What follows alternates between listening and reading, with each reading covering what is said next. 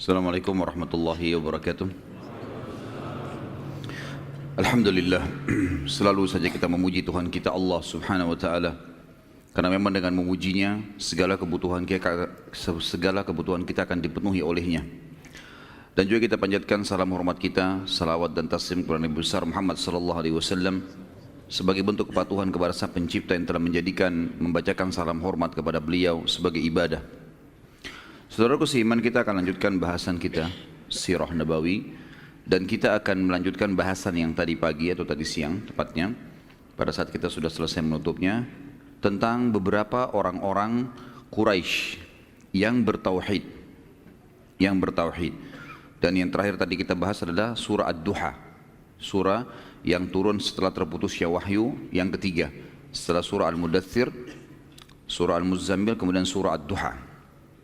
Sebelum kita masuk ke masalah dakwah Nabi SAW, sembunyi-sembunyi dan terang-terangan, memang seperti itu judulnya di dalam buku-buku sirah, maka kita akan sebutkan dulu beberapa orang-orang Quraisy yang tidak ikut-ikutan sembah berhala. Jadi teman-teman sekalian, orang-orang Quraisy beriman kepada Allah sebagaimana sudah kita sebutkan tadi. Mayoritas mereka mengenal Allah subhanahu wa ta'ala, tetapi mereka berbuat kemusyrikan. Mereka datangkan patung-patung yang diprakarsai oleh seseorang yang bernama Amr bin Luhai, kemudian turun-temurun dan mereka menjadikan patung itu sebagai perantara antara mereka dengan Allah, sementara patung itu benda mati. Maka Allah cap mereka sebagai orang-orang musyrik. Ada di antara Quraisy yang tidak ikut-ikutan sembah berhala. Tadi sempat ada yang bertanya kepada saya, cuman kata beliau, Ustaz saya nggak bisa hadir malam. Saya titip pertanyaannya. Kebetulan pertanyaan ini memang tidak perlu saya tunggu sebentar fase pertanyaan atau waktu pertanyaan kita, karena memang sesuai dengan apa yang saya mau sampaikan sekarang. Jadi pertanyaannya, Nabi Muhammad SAW sebelum ada ajaran Islam atau ajaran yang syariat yang dibawa oleh beliau beragama apa gitu. Jadi di Mekah teman-teman, masyarakat itu mengikuti ajaran Nabi Ibrahim alaihissalam. Di Mekah mereka mengikuti ajaran Nabi Ibrahim AS. Makanya pelajaran sirah kita mulai dari sejarah Nabi Ibrahim AS. Kalau antum masih ingat, dari awal kita ceritain Nabi Ibrahim AS datang membawa Hajar dan Ismail, kemudian adanya air Zam-Zam, pembangunan Ka'bah, segala macam sampai tersyariatkannya haji. Itulah turun-temurun mereka pertahankan. Hanya saja waktu antara Nabi Ibrahim AS dan Nabi Muhammad AS sangat jauh, dan memang tidak ada lagi Nabi di Mekah. Maka karena lamanya waktu ini, kemudian datangnya Amr bin Luhai yang mendatangkan patung, sehingga akhirnya mereka mencampur baurkan antara ibadah mereka, ibadah kemurnian syariat Nabi Ibrahim AS, dan dicampur baurkan dengan kemusyrikan. Dan ini betul-betul pelajaran teman-teman sekalian tentang bahayanya orang berbuat musyrik. Banyaknya umat Islam sekarang begitu. Mereka bilang dalam sholatnya, Iyyaka na'budu wa iyyaka nasta'in. Hanya kepadamu ya Allah kami menyembah, hanya kepadamu kami minta tolong. Lalu habis sholat pergi minta-minta di kuburan sebelah masjidnya. Baik, mana komitmen tadi kita mengatakan hanya kepadamu, hanya kepadamu? Ya kan? Orang soleh pun meninggal, sesoleh apapun mereka. Siapa yang lebih soleh daripada para nabi-nabi? Siapa yang lebih soleh daripada para sahabat, teman-teman sekalian? Jelas tidak ada. Tapi nabi-nabi tetap kita bacakan salawat kepada mereka kan? Permintaan tambahan rahmat. Bahkan Nabi Muhammad SAW sendiri, orang yang paling mulia, kita disuruh memberikan salawat untuk beliau. Minta agar Allah tambahkan karunia rahmat, karunia dan rahmat yang luas gitu kan, kepada Nabi SAW. Begitu juga para nabi-nabi, begitu juga para sahabat. Tetap kita mengatakan radhiyallahu anhum, ridwanullahi alaihim. Kenapa kita doakan mereka? Karena memang orang sudah mati, memang begitu perintah agama, kita disuruh doakan gitu. Bukan kita yang datang minta-minta di kuburannya. Belum pernah teman-teman ada satu riwayat pun yang menjelaskan para sahabat ridwanullahi alaihim, kalau waktu setelah Nabi SAW meninggal mereka datang minta-minta di kuburan Nabi. Enggak pernah seperti perilaku banyak umat Islam sekarang. Taruh air lah, ambil tanahnya lah, berdoa di situlah, minta tolong lah, minta jodoh lah, minta jabatan. Ini semua kemusyrikan. Musyrik ini saudaraku seiman, tinggalkan, tidak boleh. Allah subhanahu wa ta'ala menyuruh kita memurnikan ibadah kepadanya. Makanya para sahabat kalau sendalnya putus minta ke langit, ya Allah sendal saya putus, sakit, ya Allah sembuhkan. Bukankah Nabi Ibrahim alaihissalam mengatakan, dan Allah kekalkan dalam Al-Quran, A'udzubillahi minasyaitonirrajim, alladzi yumituni thumma yuhyin. Ya. Dia yang menghidupkan dan mematikan saya. Kemudian dalam ayat yang lain Nabi Ibrahim alaihissalam mengatakan, wa idza maridtu fahuwa yashfin. Kalau saya sakit cuma dia yang menyembuhkan saya. Kalimat tauhid semuanya, pengesaan kepada Allah Subhanahu wa ta'ala. Berapa banyak orang terjerumus dalam kemusyrikan dan tidak sadar. Menyembelih untuk kuburan, menyembelih untuk patung, menyembelih untuk kuburan, statusnya muslim. Atau menyebarkan segala macam apa di pertaniannya, di perkebunannya, memasang buhul-buhul, percaya kepada jin-jin. Ini semua perbuatan kemusyrikan. Tidak ada dari ajaran Nabi SAW, kalau boleh pakai tenaga jin, Nabi sudah pakai tenaga jin. Ya kan? Di perang Uhud, perang Badar, perang Khaybar, tidak usah suruh sahabat berperang, panggil jin suruh perang. Orang Mekah nggak lihat kok. Kan? Bisa saja kan, tapi nggak dilakukan. Karena memang itu bukan bagian dari syariat kita, tidak bisa kita lakukan. Jadi hati-hati dengan kemusyrikan teman-teman. Abu Jahal, Abu Lahab, perhatikan, beriman kepada Allah loh. Beriman kepada Allah, mereka tahu ada Allah. Makanya tadi ayat yang saya bacakan, Allah berfirman, A'udzubillahi minasyaitonirrajim, wa idza sa'altahum. Hai Muhammad, kalau kau tanya mereka orang-orang Mekah itu, man khalaqas samawati wal ard, siapa pencipta langit dan bumi? Wa sakhkhara asy-syamsa wal qamar, dan mengatur dan menundukkan bulan dan matahari dan bulan. La yaquluna Allah, mereka pasti serentak penduduk Mekah akan mengatakan ada Tuhan namanya Allah. Tanya mereka, hai Muhammad, kenapa mereka sembah-sembah berhala itu kalau begitu? Untuk apa mereka datangkan berhala-berhala? Mereka jawab dan Allah kakalkan, ma na'buduhum illa liyuqarribuna ilallahi zulfa. Kami enggak sembah berhala-berhala ini kecuali hanya perantara yang memudahkan kami mendekatkan diri sama Allah. Apa hubungannya? Kecuali saya bilang tadi, kalau benda-benda itu memang dasarnya dalam Islam diperintahkan untuk dipakai, ya, tanah dipakai untuk sujud misalnya, ya, masjid dibangun begini lalu kemudian kita sholat di dalamnya, Ka'bah tadi saya bilang kita sujud ke arahnya karena ada perintahnya. Kalau nggak ada perintahnya nggak usah. Seperti kasus tadi Hajar Aswad yang Umar bin Khattab mengatakan, demi Allah saya tahu kau hanya batu biasa, kalau bukan saya melihat Rasulullah SAW mencium, saya tidak akan menciummu. Dan ini kemurnian tauhid. Penting sekali teman-teman. Yang membuat kemuliaan Islam awal adalah ketauhidan. Kapan kita rusak itu kita akan rusak semuanya. Dan ingat kaum Nabi Nuh. Nabi Nuh alaihissalam ya, mengingatkan kaumnya selama 950 tahun itu teman-teman sekalian, semuanya mengingatkan masalah tauhid dan mereka menyembah berhala. Akhirnya Allah binasakan mereka. Jadi ini harus digarisbawahi teman-teman sekalian. Baik. Di antara tokoh-tokoh Mekah, ada beberapa orang yang masyhur disebutkan di dalam buku-buku sejarah. Kenapa empat orang ya? Empat orang ini kenapa secara khusus disebutkan namanya? Karena empat orang ini mereka memang meninggal sebelum masa kenabian. Sebenarnya ada selain mereka yang mentauhidkan Allah. Seperti Nabi Muhammad SAW, Abu Bakar tidak pernah sujud kepada berhala. Gitu kan? Tetapi Nabi SAW jadi Nabi, Abu Bakar beriman pada Nabi SAW, Khadijah juga tidak pernah ikut-ikutan sembah berhala, tapi nanti mendapat fase kenabian dan beriman ya. Tapi empat orang ini, empat-empatnya dijamin oleh Nabi SAW masuk surga. Artinya ada penyebutan hadis tentang mereka di surga. Itu karena mereka mentauhidkan Allah di masa orang-orang Quraisy menyembah berhala, dan mereka sempat mendakwahi kaumnya. Jadi mereka masih menjaga kemurnian ajaran Ibrahim alaihissalam. Ada di antara mereka nanti juga yang mengikuti ajaran Nabi Isa alaihissalam. Baik, empat orang ini teman-teman sekalian adalah yang pertama Uthman bin Talha, kemudian Waraka bin Naufal, yang kedua, nanti saya ulangi lagi kalau ada yang mau tulis, yang ketiga Zaid ibn Amr bin Nufail, kemudian yang terakhir Qis bin Sa'ilah. Yang pertama Uthman bin Talha, yang kedua Waraka bin Naufal, yang ketiga Zaid ibn Amr ibn Nufail, dan yang keempat Qis bin Sa'ilah. Saya akan sebutkan kisah ringkasnya keempat orang ini.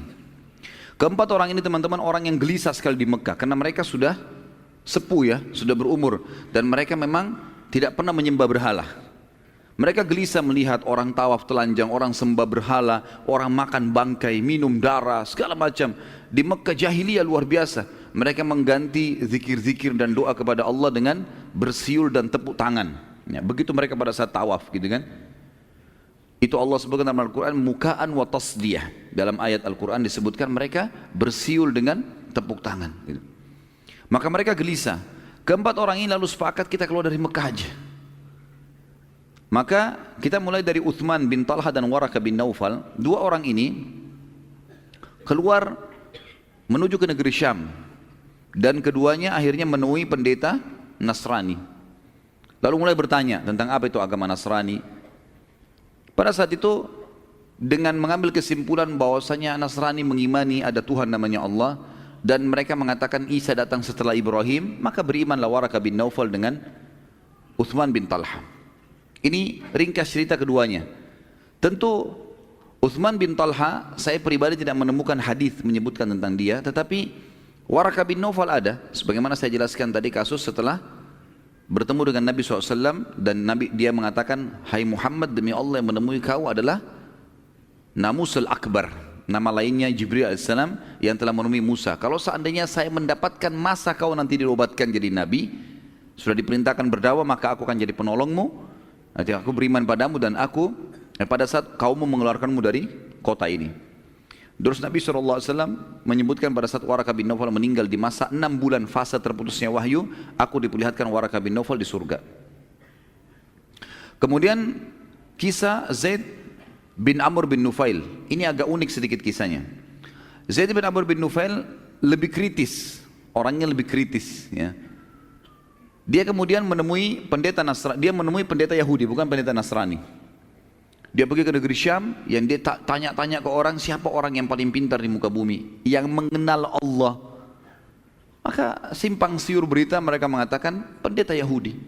Ditanya orang Yahudi, siapa pendeta kalian yang paling luar biasa, yang kalian anggap paling pintar? Ditunjuklah seseorang. Datanglah Zaid rahimahullah ke sana. Begitu ngobrol sama pendeta Yahudi, dia bilang, jelaskan kepada saya agama anda. Dijelaskanlah Nabi Musa, kitab Taurat, dan seterusnya, macam-macam hukum Allah. Tertarik Zaid bin Amr ini. Dia bilang, baik, saya tertarik, saya ingin masuk agama Yahudi. Bagaimana caranya? Waktu dia bilang bagaimana caranya, teman-teman sekalian, ini yang membuat Zaid batalin masuk Yahudi. Apa kata pendetanya?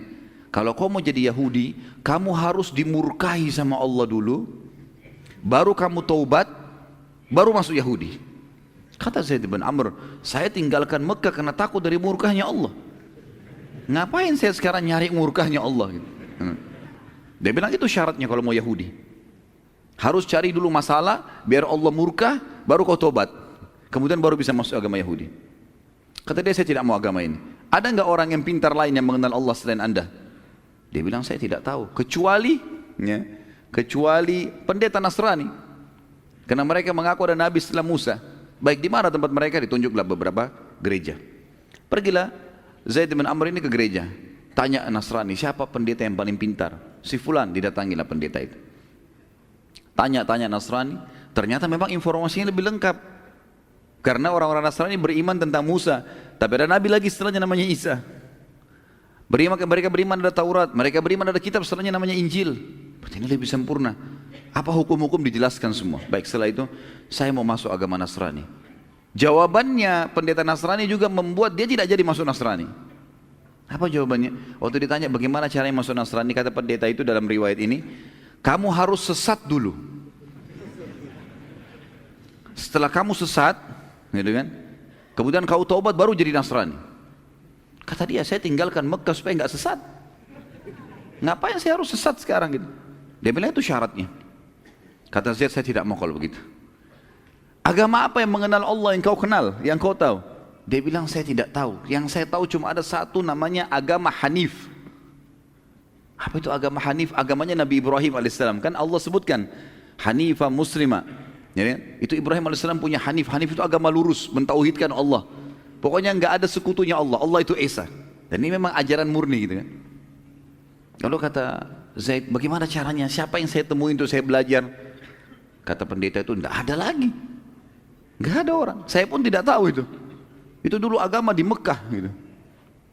Maka Zaid bin Amr pun kembali ke Mekah, teman-teman sekalian. Lalu dia mengatakan di tengah jalan, ya Allah, aku bersaksi dan engkau menjadi saksinya bahwasanya aku menganut agama Ibrahim alaihissalam, aku beragama Hanif.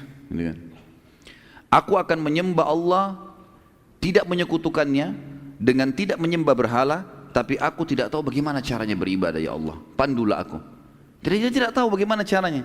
Maka yang dia lakukan adalah dia coba selalu mencari jalan untuk memurnikan hubungan kepada Allah. Misal, dia kalau lagi begitu masuk, seperti sabda Nabi SAW menceritakan tentang keadaannya Zaid bin Amr ini. Waktu Nabi belum jadi Nabi ya, beliau mengatakan, aku melihat Zaid bin Amr bersandar pada dinding Ka'bah setiap hari. Semenjak pulang dari negeri Syam tadi, sandar di dinding Ka'bah, lalu dia mengatakan, Nabi SAW mengatakan, saya melihat Zaid bin Amr bersandar di Ka'bah sambil memperhatikan talbiyahnya orang-orang Quraisy. Kan kalau masih review teman-teman, pelajaran kita yang lalu, talbiyah yang syar'i dari Nabi Ibrahim alaihissalam dan Nabi Muhammad SAW juga ajarkan kita adalah labbaik Allahumma labbaik, ya Allah aku jawab panggilanmu dengan santun, labbaika la syarika laka labbaik, saya jawab panggilanmu dengan santun dan tidak ada sekutu bagimu, innal hamda wan ni'mata laka wal mulk, segala puji, nikmat dan kerajaan milikmu, la syarika lak, tidak ada sekutu bagimu. Ini tepat ini namanya talbiyah tauhid, pengisahan Allah tanpa sekutu. Amr bin Luhai, waktu dia lihat orang Mekah bertalbiyah begini, dia sudah terlanjur masukkan patung-patung dan dia bilang ini patung-patung perantara antara kalian sama Allah. Bagaimana caranya supaya orang Mekah mau ubah talbiyah? Susah. Ini sudah turun-temurun dari zaman Ibrahim alaihissalam. Maka dia tambah kalimat syirik. Kalimatnya adalah illa syarikan huwalak tamlikuhu wa ma malak.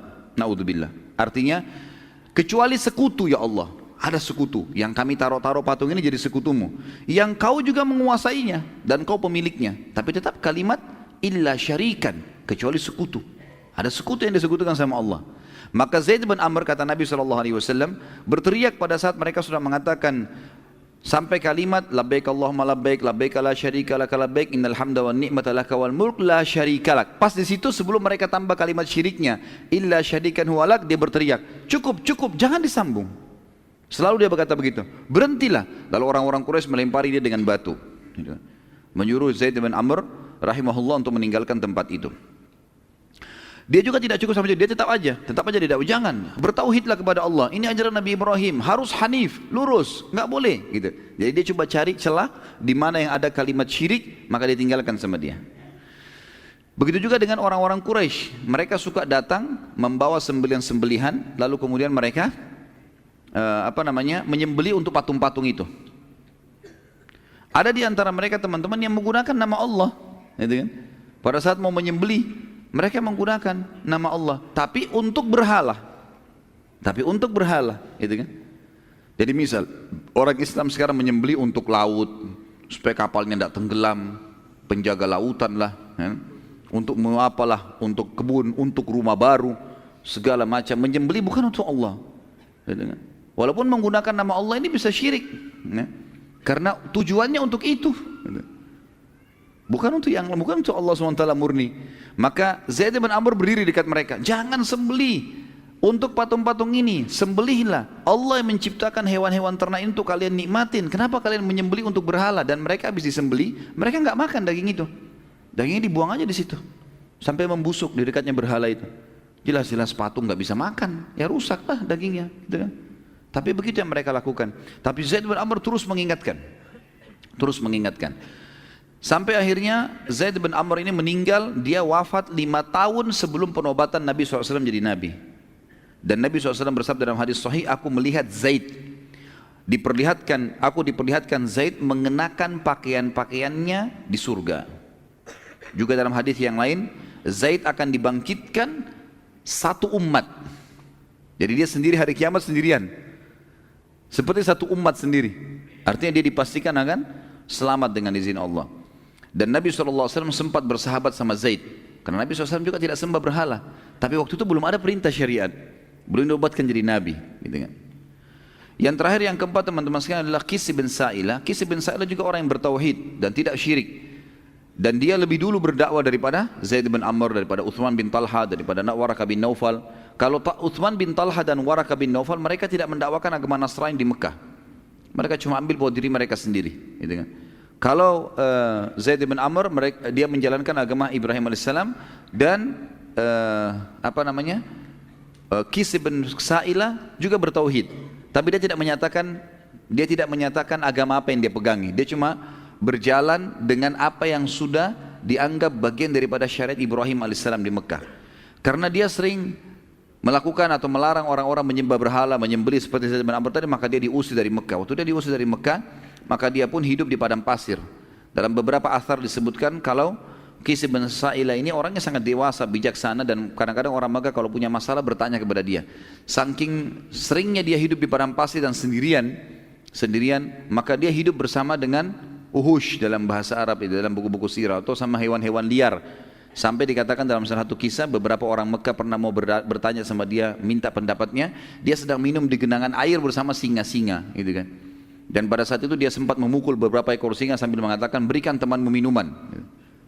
Jadi saking seringnya sudah hidup sama hewan-hewan ini. Dia tinggal 2 dari Mekah. Itu yang dinukil daripada atau dari kisah-kisah bin Sa'ilah. Dan juga ini sama dengan Uthman bin Talha yang tidak disebutkan atau tidak saya temukan. Saya pribadi ya, bahwasanya Nabi SAW bersabda mereka di surga. Tapi yang 2 tadi jelas-jelas ada hadisnya. Walaupun sebagian ulama mengatakan keempat nama ini karena mereka bertauhid atau yang 2-nya mengikuti ajaran Isa alaihissalam selama mereka tidak menyekutukan Allah. Dan kita tahu sebelum Nabi Muhammad SAW, setiap Nabi diutus untuk wilayah masing-masing. Misal Mekah, Nabi Ibrahim alaihissalam. Penduduk Mekah, walaupun di sana keluar Isa di Bani Israel, mereka cukup ikuti namanya ajaran Nabi Ibrahim alaihissalam. Mereka nggak perlu ikutin Injil. Tapi kalau ada di antara mereka yang mau pergi ke negeri Syam beriman, itu nggak ada masalah. Mereka ikuti syariatnya karena nabi-nabi sebelum Nabi Muhammad SAW khusus untuk wilayahnya saja. Jadi kalau orang wilayah itu beriman pada Nabi itu, jalankan syariatnya sudah cukup. Kecuali Nabi Muhammad SAW, begitu beliau datang, seluruh dunia ini harus beriman. Nggak ada lagi wilayah yang terpilah-pilah. Masih ingat saya pernah cerita, Nabi Musa AS sezaman dengan Nabi Khidir. Beda, masing-masing punya syariat. Kemudian ada Nabi Shu'aib, mertuanya Nabi Musa AS, beda. Di Madian dengan Nabi Musa AS di Palestina dan Mesir. Kita tahu Nabi Isa zaman dengan sepupunya sendiri Nabi Yahya, masing-masing punya hukum. Gitu. Nabi Yahya alaihissalam punya hukum sendiri, gitu kan. Maka masing-masing berjalan dan orang-orang yang hidup di wilayah masing-masing kalau mengikuti syariat nabinya sudah cukup.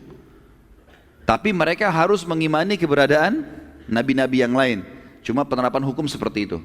Makanya tadi kalau ada yang bertanya, misal bagaimana Waraqah bin Naufal bisa masuk surga sementara dia menganut agama Nasrani? Karena memang dia punya hak pada saat itu. Pada saat itu orang bisa mendatangi wilayah di mana ada Nabi lalu dia beriman padanya, menjalankan syariatnya. Nah, seperti itulah sebelum Nabi SAW. Baik, sekarang kita teman-teman masuk ke masalah fase dakwah. Karena tadi sudah kita terangkan ada surah Al-Muzammil, ada Muddathir, ada Muzammil. Kan jelas ayatnya ya. Hai orang yang berselimut, bangunlah. Nah, disuruh Nabi SAW menyampaikan dakwah, turunlah beberapa hukum-hukum syariat. Walaupun teman-teman sekalian fase dakwah Nabi SAW 13 tahun di Mekah dikenal dengan fase Makkiyah dan ada 10 tahun di mana dikenal dengan fase Madinah. Ya, kalau ayat dikatakan ayat Makkiyah dan ayat Madaniyah. Ya, kalau teman-teman baca dalam Al-Quran terjemahan ada ayat-ayat Makkiyah, maksudnya ayat yang dari kota turun di kota Mekah dan atau fase Mekah, dan ayat-ayat Madaniyah berarti yang turun di Madinah.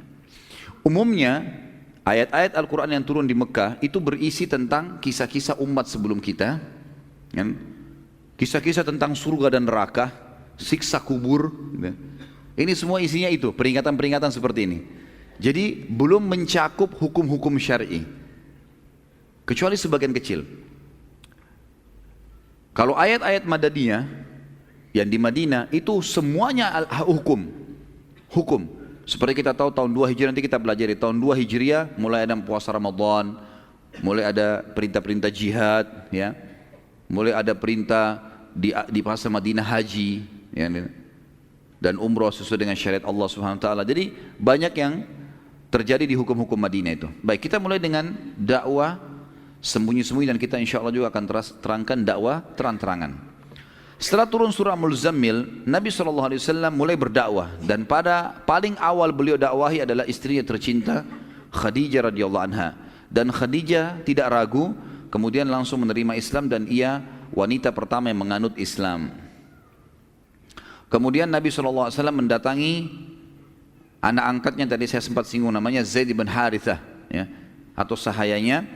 Beliau seorang budak yang dihadiahkan Khadijah radhiyallahu anha untuk Nabi SAW pada saat menikah.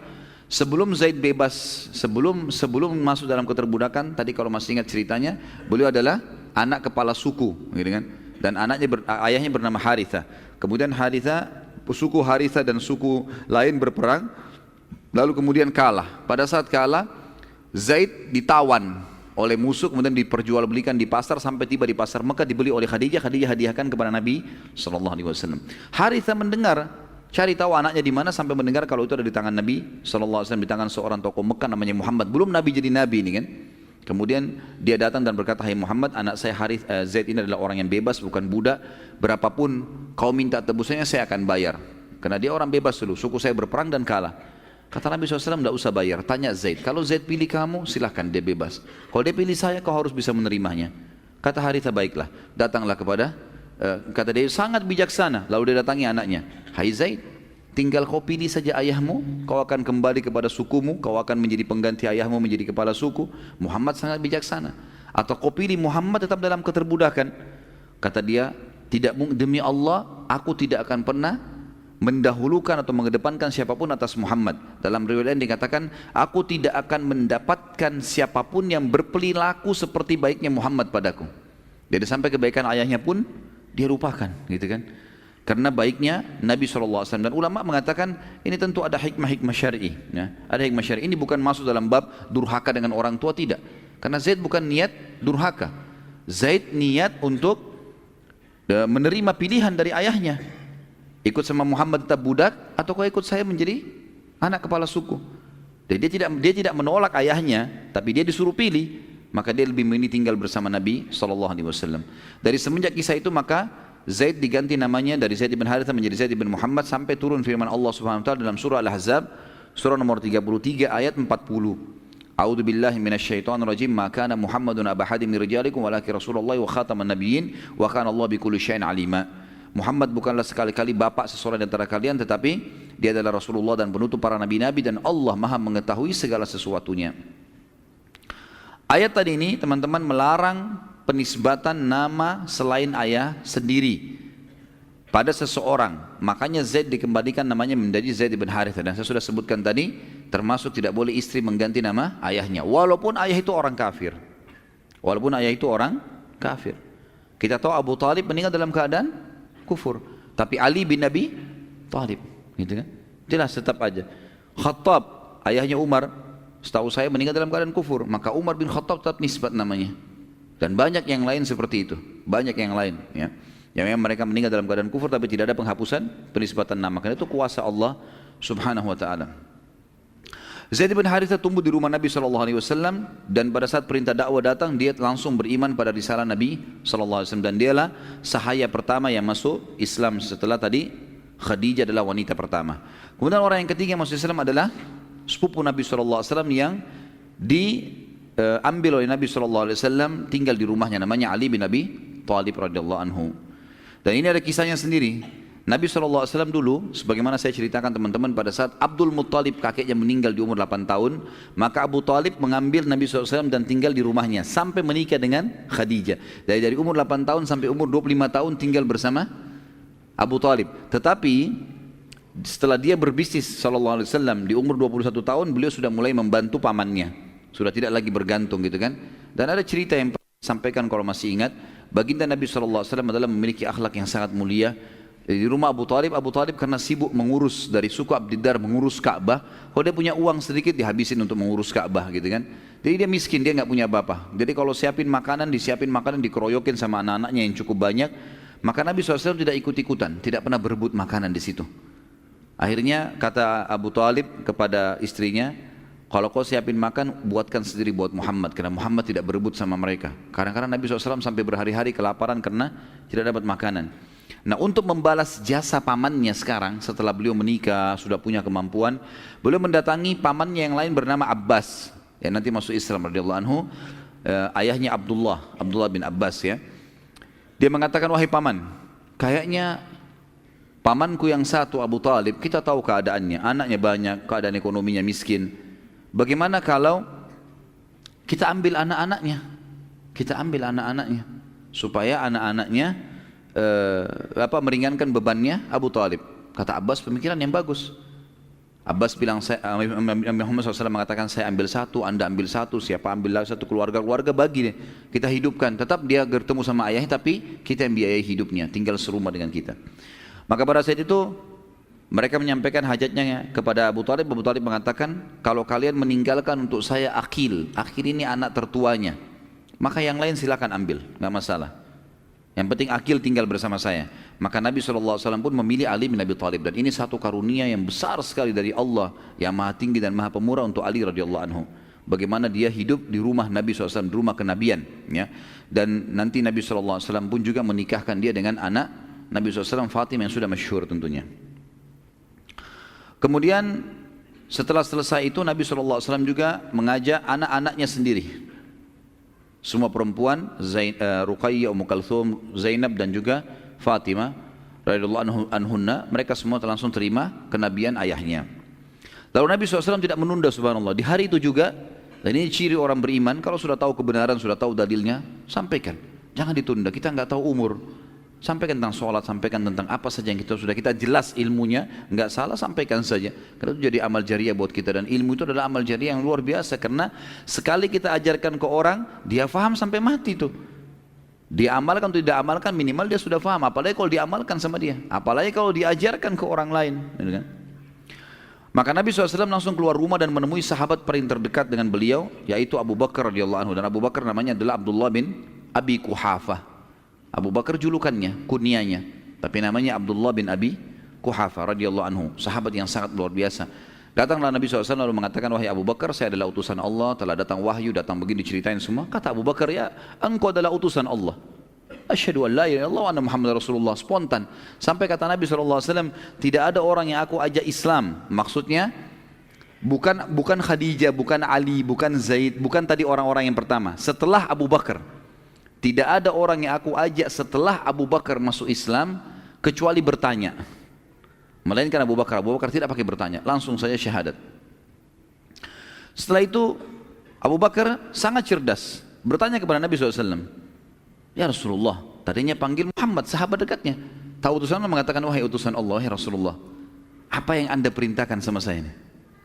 Ini saya sudah tahu kebenaran, apa yang saya harus lakukan? Kata Nabi SAW, sebarkan semampumu. Baik ya Rasulullah. Keluar Nabi SAW dan Abu Bakar nggak pakai tunggu teman-teman, hari itu juga keluar cari teman-teman dekatnya. Dan orang yang paling dekat dengan Abu Bakar adalah Utsman bin Affan. Datangi Utsman bin Affan, hai Utsman begini-begini, syahadat. Dan ini luar biasa ya, berarti semua perbuatannya Utsman dari pertama syahadat sampai menjadi khalifah, Abu Bakar panen pahalanya. Ini perilaku yang luar biasa teman-teman, jangan tunda.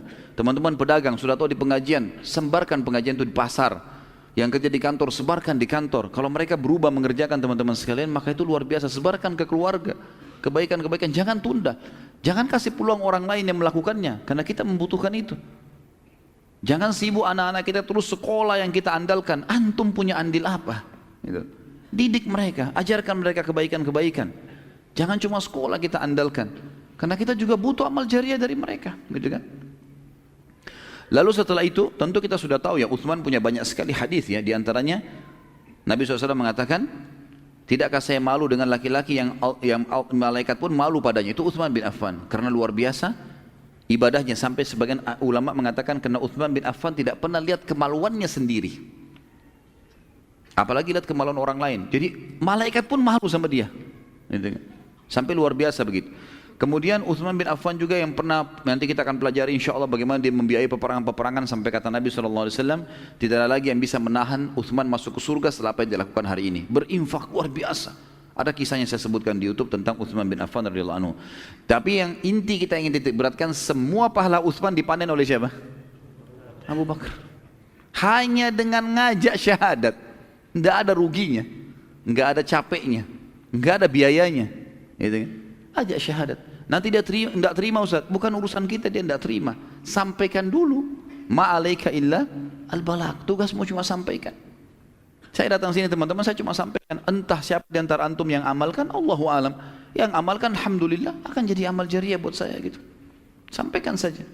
Baik, kemudian tidak berhenti sampai situ. Begitu Utsman bin Affan selesai, sudah syahadat, sama Abu Bakar saya pamit ya, pergi ke rumah sebelah. Di sebelah rumahnya Utsman ada sahabat yang mulia, sahabat yang salah satu juga dijamin masuk surga, Zubair bin Awam, terkenal dengan keberaniannya luar biasa dalam peperangan. Zubair bin Awam ini anaknya Sofia, Sofia tantenya Nabi, ini sepupu Nabi sendiri loh, kan gitu. Jadi bagaimana Abu Bakar jelinya mencari orang-orang yang terdekat sama Nabi yang didatangin, sebelum ada orang lain mendahuluinya. Abu Bakar bukan cari kerabat-kerabatnya, orang-orang yang terdekat dengan Nabi dulu, sepupu-sepupunya Nabi datangi semuanya. Dan waktu itu Zubair bin Awam berumur 16 tahun. Anaknya Sofia, Sofia ini adalah tante Nabi SAW. Dan Zubair bin Awam sangat terkenal. Kalau dia ada di medan perang, teman-teman sekalian, musuh sudah takut. Begitu ada Zubair, mereka tahu, mereka cari tahu siapa prajurit muslim yang paling kuat. Kalau sebut ada Zubair di sana, mereka sudah ketakutan. Zubair suka bawa 2 tongkat tajam, ditaruh di pundaknya 2, gitu kan. Punya ciri khas warna.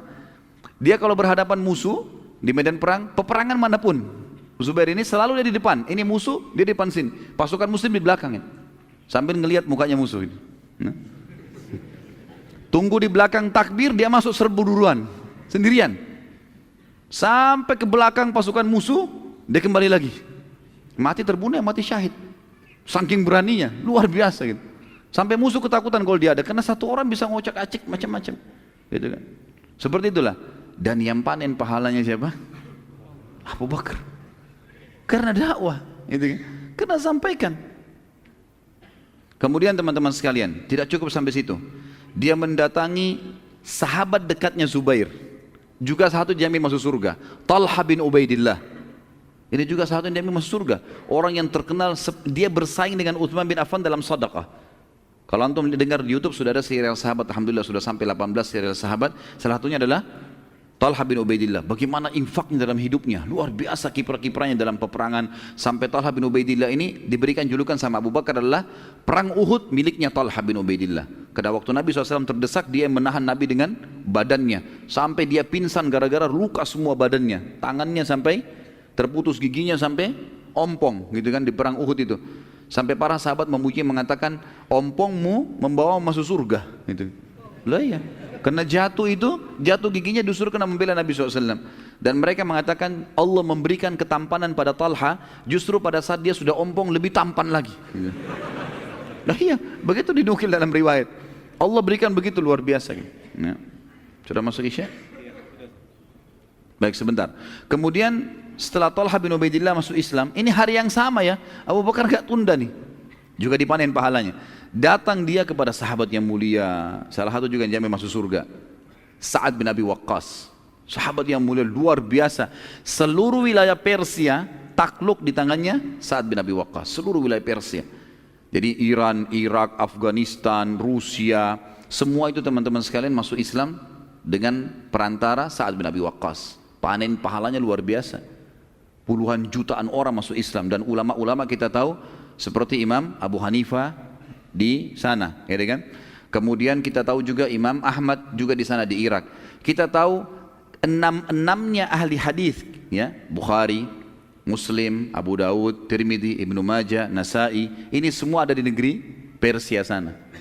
Imam Bukhari dari negeri Bukhara, Imam Muslim dari Nisabur, semuanya wilayah Rusia ini.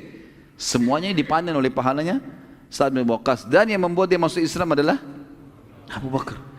Dan yang terakhir masuk Islam dengan Abu Bakar, bukan terakhir ya, pada hari itu saja masuk Islam seorang sahabat Nabi yang lain yang juga dijamin masuk surga, Abdurrahman bin Auf radhiyallahu anhu. Ini juga masuk Islam di tangannya Abu Bakar. Orang-orang yang besar-besar semua ini masuk Islam di tangannya, hanya karena yakin, oh ya ini Rasulullah, udah sampein langsung, enggak ada keraguan sama sekali. Gitu. Seperti itulah yang luar biasanya. Maka Abdurrahman pun mengucapkan syahadat. Siapa yang tidak kenal Abdurrahman? Sampai Umar bin Khattab pada saat mau meninggal, yang mengumpulkan 6 orang sahabat yang tersisa dari masuk surga, dia tunjuk Abdurrahman menjadi kandidat terkuatnya. Tapi dia nggak mau tunjuk, Umar radhiyallahu anhu tidak mau tunjuk. Umar mengatakan, hai Abdurrahman, kau memimpin majlis untuk memilih kandidat khalifah setelahku, tapi kau pemimpin majlisnya.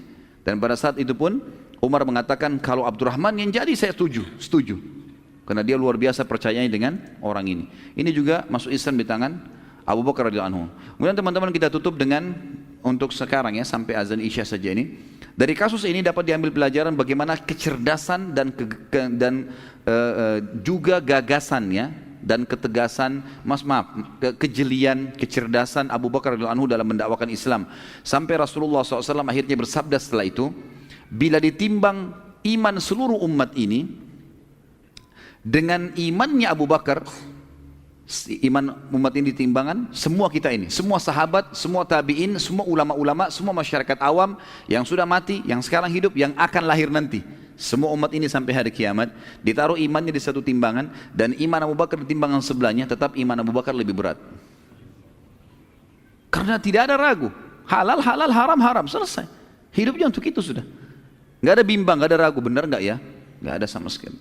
Lalu kemudian kata Nabi SAW, demi Allah dalam hadis sahih, tidak ada seorang pun yang menginjakkan kakinya di muka bumi ini lebih mulia setelah para nabi-nabi seperti Abu Bakar. Sampai ulama mulai kesimpulan bahwasanya setelah nabi-nabi ya, yang datang adalah Abu Bakar radhiyallahu anhu. Ini sahabat Nabi yang mulia. Jadi sahabat-sahabat Nabi Isa, sahabat Nabi Musa semuanya itu masih di bawahnya Abu Bakar radhiyallahu anhu, karena beliau adalah sahabat Nabi SAW. Dan memang beliau adalah dipuji oleh Nabi SAW seperti ini. Dan tentu masih banyak sekali julukan-julukan yang diberikan oleh Nabi SAW yang akan kita lihat ke depannya. Di antaranya adalah diberikan julukan As-Siddiq yang akan kita ceritakan pada kisah Isra Mi'raj insyaallah. Mungkin begitu dulu, kita salat Isya dan kita lanjutkan insyaallah setelahnya. Subhanakallahumma bihamdika asyhadu an la ilaha illallah astaghfirullah wa atubu ilaik. Wassalamualaikum warahmatullahi wabarakatuh. Assalamualaikum warahmatullahi wabarakatuh. Alhamdulillah wassalatu wassalamu ala rasulillah. Segala puji bagi Allah subhanahu wa ta'ala, juga salawat dan taslim besar Muhammad sallallahu alaihi wasallam. Kita sekalian kebahasan tentang dakwah terang-terangan. Dakwah terang-terangan. Kita pindah teman-teman sekalian di subjudul yang lain setelah berjalan beberapa waktu, tapi saya pribadi tidak menemukan beberapa bulan, beberapa hari kah jaraknya ini, tapi yang jelas Allah subhanahu wa ta'ala memerintahkan setelahnya baginda Nabi SAW yang disebutkan dalam surah Al-Hijr, surah nomor 15 ayat 94 sampai 99. Surah ini menjelaskan tentang perintah Allah yang maha tinggi dan maha pemurah untuk menjelaskan atau menyampaikan agama kepada seluruh masyarakat Mekah, bahkan keluar dari Mekah sekalian.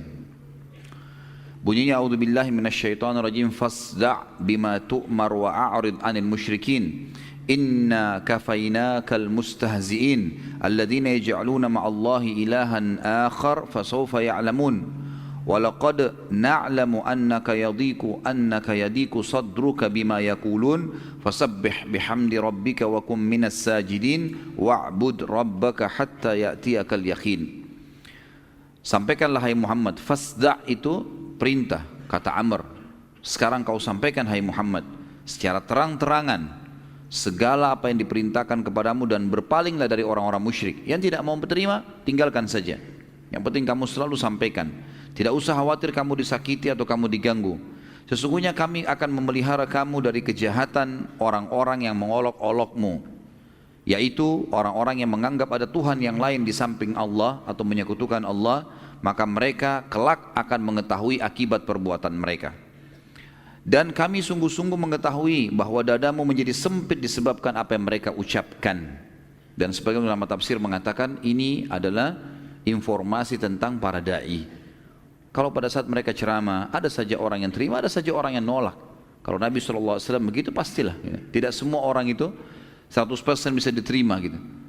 Kecuali dengan orang-orang yang berakal, yang memang tahu, seperti kita tahu kasus para sahabat ridwanullah alaihim yang memang hatinya bersih, pikirannya jernih, mereka langsung menerima dakwah Nabi SAW. Tapi seperti Abu Jahal, Abu Lahab, yang jelas-jelas tokoh-tokoh masyarakat, orang kaya, pinter, tapi nolak. Subhanallah, ada saja yang nolak. Dan kami sungguh-sungguh, kata Allah SWT, mengetahui bahwa dadamu menjadi sempit disebabkan apa yang mereka ucapkan, maka bertasbihlah. Balas itu dengan zikir kepada Allah dan dengan memuji Tuhanmu, dan jadilah kamu di antara orang-orang yang sujud, selalu sholat, tidak usah pedulikan dengan hal-hal seperti itu, dan sembahlah Tuhanmu sampai kematian datang kepadamu. Karena ayat inilah turun di malam hari, baginda Nabi SAW pada keesokan harinya naik ke atas bukit Abi Kubais. Bukit Abi Kubais adalah sebuah bukit memang khusus untuk mengiklankan informasi di Mekah. Tepatnya berada antara sekarang tempat sa'i dengan istana raja Saudi. Kita tahu di dekat Masjid Haram ada istana yang besar, ada bangunan yang besar, itu bukan hotel tapi itu adalah istana raja. Di sebelah tempat sa'i, di situ bukit Abi Kubais, dulu di situ posisinya. Beliau SAW lalu berteriak dengan suara keras di situ, wa sabaha, wa sabaha. Istilah ini teman-teman sekalian digunakan oleh orang-orang Arab pada saat itu untuk mengingatkan kalau ada pasukan yang mau menyerang. Wasabaha artinya hati-hati, bahaya penyerangan sudah dekat di pagi ini. Seperti itulah, teriak dengan suara keras. Dan ini biasanya yang naik di bukit Abi Kubais adalah sahaya-sahaya di Mekah. Kemudian mereka tidak boleh mengucapkan ini kecuali benar-benar tahu ada pasukan yang menyerang. Karena ini berarti sudah harus ya siaga semuanya. Gitu. Nabi SAW teriak dengan suara keras, terdengar oleh orang-orang Quraisy. Mereka segera datang ke sana. Lalu mereka kaget, ternyata yang dilihat adalah baginda Nabi SAW. As-Sadiqul Amin, orang yang paling jujur dan bisa dipercaya, yang paling terpercaya. Lalu mereka pun berkumpul semua. Lalu Nabi SAW menunggu sampai mereka terkumpul semua. Masyarakat Mekah, lalu Nabi SAW mengatakan, wahai Quraisy, bagaimana bila aku mengatakan pada kalian bahwa di belakang bukit ini, gunung yang ada pada saat itu As-Suwaida, gunung di Mekah, dekat pintu gerbang Mekah, di belakang bukit ini terdapat pasukan yang akan menyerang kalian sekarang. Apakah kalian percaya dengan saya? Atau percaya dengan aku? Serentak semuanya mengatakan, semuanya berkata pada saat itu, tentu, karena kami belum pernah sekalipun mendapatkan engkau berbohong. Dan ini kesaksian orang-orang Quraisy. Ini juga penjagaan Allah yang Maha Tinggi dan Maha Penuh terhadap baginda Nabi SAW, karena beliau tidak pernah berbohong semasa hidupnya, sama sekali, satu kali pun tidak pernah, walaupun bercanda. Maka Nabi SAW mengatakan, sudah tanya, dan mereka mengatakan tentu kami akan percaya. Semuanya bilang serentak, karena kami belum pernah temukan kamu bohong. Kata Nabi SAW, kalau gitu ketahuilah bahwa aku adalah utusan Allah. Kalau kalian akui aku tidak pernah bohong, aku ini adalah utusan Allah, yang di antara dua tanganku ada azab yang pedih. Maksudnya orang yang beriman akan masuk surga selamat dari azab, orang yang kufur akan masuk siksaan. Mendengar perkataan Nabi SAW, pada saat itu orang yang paling pertama menolak dakwah beliau adalah pamannya sendiri, Abu Lahab, namanya Abdul Uzza. Dia pada saat itu melihat entah syaitan dari mana yang menggoda dia. Yang jelas dia langsung saja teriak pada saat itu. Ini ponakannya sendiri, terkenal waktu itu di Mekah orang yang terpercaya, gitu kan. Bahkan ada beberapa athar menyebutkan kalau Abu Lahab ini selain paman Nabi SAW juga adalah besannya Nabi. Karena anaknya Abu Lahab nikah dengan anak Nabi SAW, gitu kan. Maka Ruqayyah atau Ummu Kalsum salah satunya menikah dengan anak Abu Lahab, yang akhirnya Abu Lahab suruh ceraikan setelah mengetahui kalau Nabi SAW diutus menjadi Nabi. Malah seperti saking bencinya, entah syaitan dari mana, kata para ulama, yang telah merasuki Abu Lahab sampai seperti ini. Padahal dia tidak ada ruginya kalau dia beriman.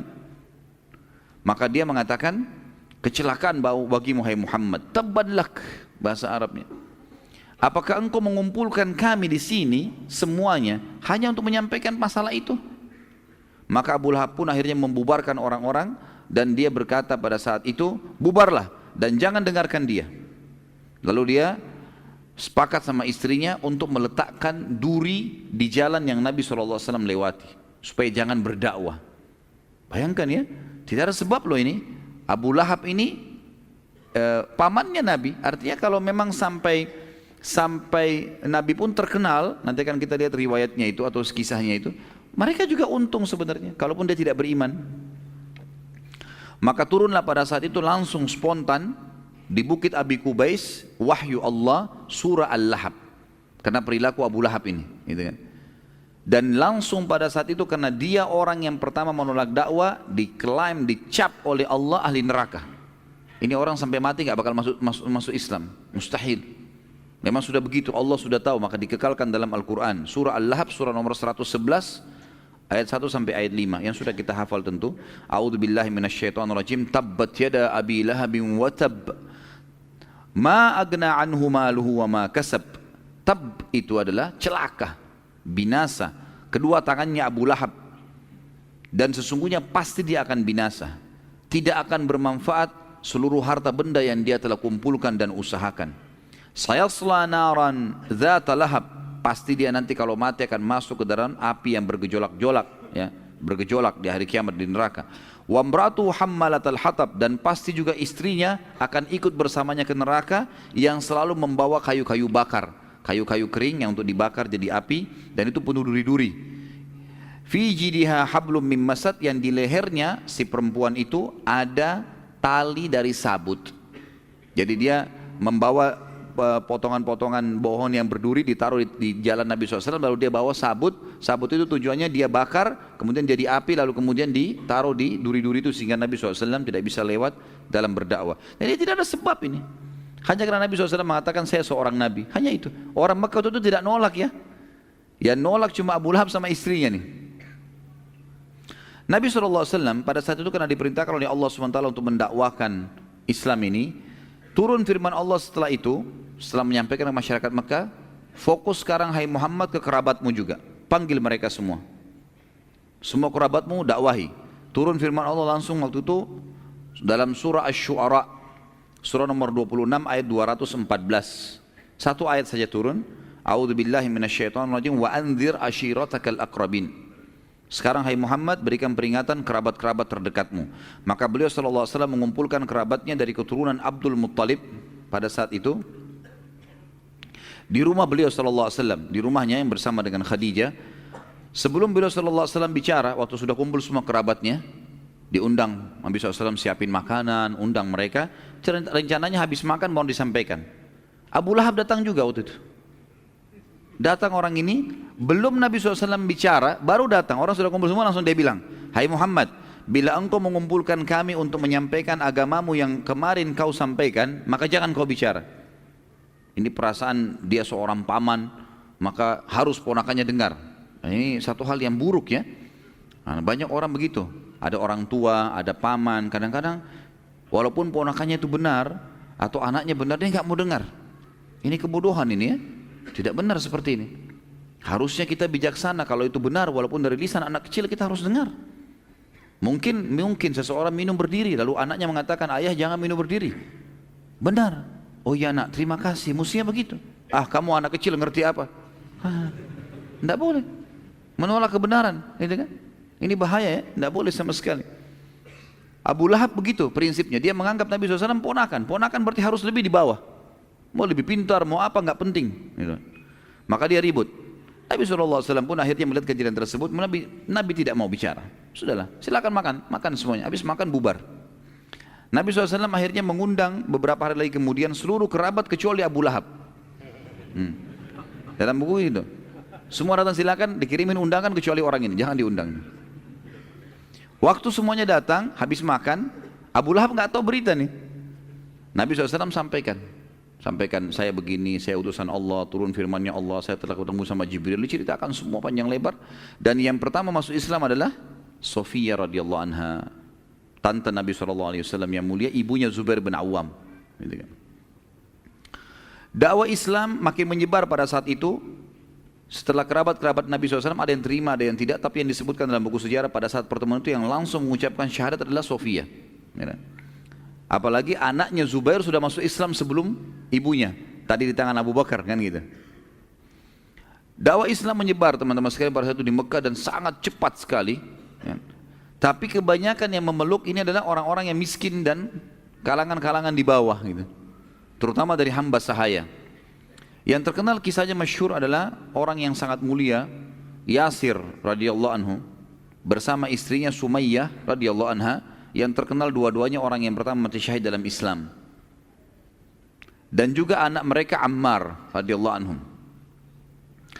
Juga ada dari kalangan budak yang lain seperti Khabbab bin Arad, Bilal bin Rabah, Suhaib ar-Rumi, Amir bin Fuhairah, Abdullah bin Mas'ud radhiyallahu anhum ajma'in. Ini semua adalah orang-orang yang dulu pekerja. Abdullah bin Mas'ud bukan sahaya ya, tapi dia pengembala kambing. Nanti akan kita jelaskan bagaimana Abdullah bin Mas'ud pada saat menebas lehernya Abu Jahal di perang Badr. Nanti akan ada kisah sendiri masalah itu. Tapi yang jelas waktu itu Abu Bakar radhiyallahu anhu satu-satunya orang yang waktu itu mengiklankan Islamnya, maka ia menjaharkan Al-Quran di depan Ka'bah.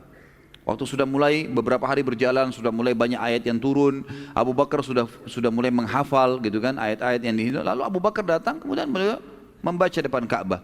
Maka mendengar bacaan tersebut orang-orang Quraisy datang mengeroyokinya sampai darah memenuhi wajahnya radhiyallahu anhu, tapi beliau tidak berhenti membaca sampai selesai surahnya. Abdullah bin Mas'ud juga begitu. Sahabat Nabi yang mulia ini, beliau pengembala kambing dan orangnya sangat kurus, kecil, Abdullah bin Mas'ud ini. Sampai-sampai teman-teman sekalian, saking kurusnya Abdullah bin Mas'ud ini, sampai nanti waktu sudah hijrah di Madinah, Satu waktu beliau pernah naik ke atas pohon kurma, kemudian ditiup oleh angin.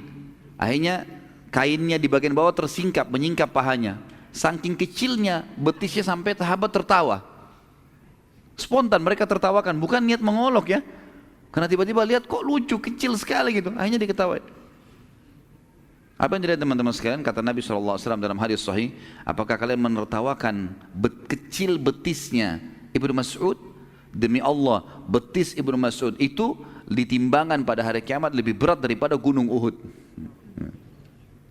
Apa yang Abdullah bin Mas'ud lakukan teman-teman sekalian? Orang yang kurus kecil badannya baru menghafal surah Ar-Rahman sebagian ayatnya. Dihafal, turun pada saat itu, kemudian dia mulai hafal beberapa ayat. Lalu dia tidak disuruh apa-apa nih. Dia datang ke dekat Ka'bah, cari batu yang tinggi, duduk, baca dengan suara keras. Orang-orang Quraisy lihat Abdullah bin Mas'ud pengembala kambing, bagi mereka ini rendah sekali. Langsung datang dikeroyokin, digebukin, dikeroyokin luar biasa sampai berdarah-darah. Dia nggak berhenti, sampai dia berhenti di hafalannya. Dalam kondisi berdarah-darah teman-teman sekalian, sudah berhenti dia baca, dilepas sama Quraisy, dia pulang. Pergi ke rumah Darul Arqam namanya, tempat pertemuan Nabi SAW dan para sahabat. Begitu sahabat lihat dan Nabi SAW lihat, ada apa dengan kau? Ya Rasulullah, saya baca Quran depan Ka'bah dan mereka keroyoki saya. Kata mereka, kata para sahabat, wahai Abdullah, jangan kau lakukan itu. Badanmu kecil begini, ya, ini bisa sakit, bisa mati, bisa patah semua ini, dikeroyokan sama orang. Rasulullah SAW juga mengatakan, wahai Ibnu Mas'ud, jangan kau paksakan dirimu. Kata dia, ya Rasulullah, kalau anda mau suruh saya, besok saya kembali baca lagi. Jadi subhanallah, keimanan itu kalau memang orang pepatah bahasa Arab mengatakan ya, kekuatan itu ada di hati manusia, bukan di fisiknya. Kalau hatinya kuat seperti baja teman-teman sekalian, makanya iman itu dalam hati. Kalau hati buat seperti baja, biar badannya kurus nggak penting itu. Ada orang subhanallah badannya seperti gentong besarnya, tapi hatinya kecil, ciut, gitu. Disentil sedikit sudah nangis, gitu kan. Ada nanti di perang Uhud kisah Julaibib, sahabat Nabi yang kecil sekali badannya sampai Nabi angkat dengan satu tangan untuk lihat jenazahnya, tapi dia membunuh 9 orang Quraisy, ya, mati di tangannya dia.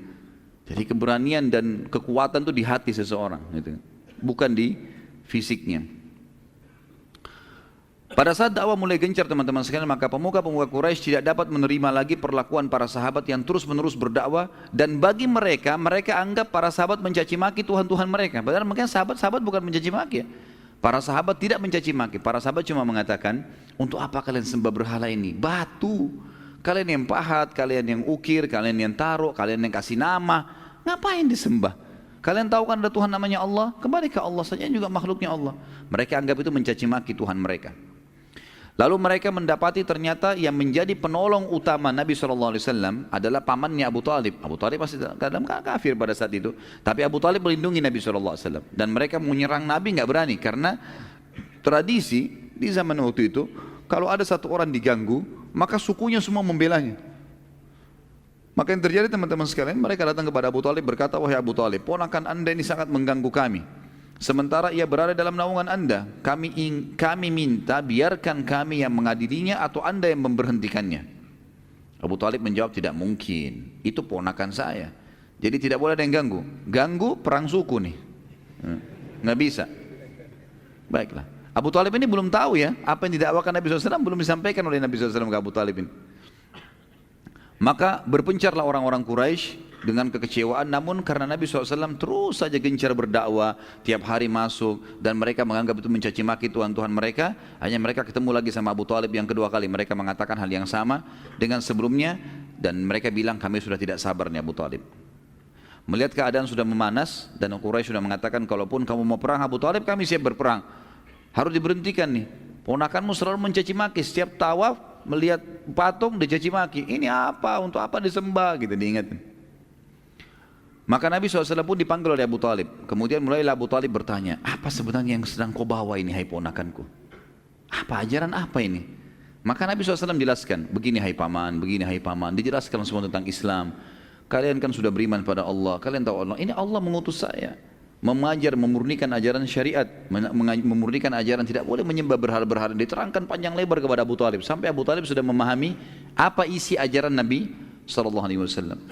Lalu mereka, Abu Talib setelah dengar itu, setelah dengar tadi ajaran itu dianggap ajaran ini tidak salah. Kenapa mereka melarangmu?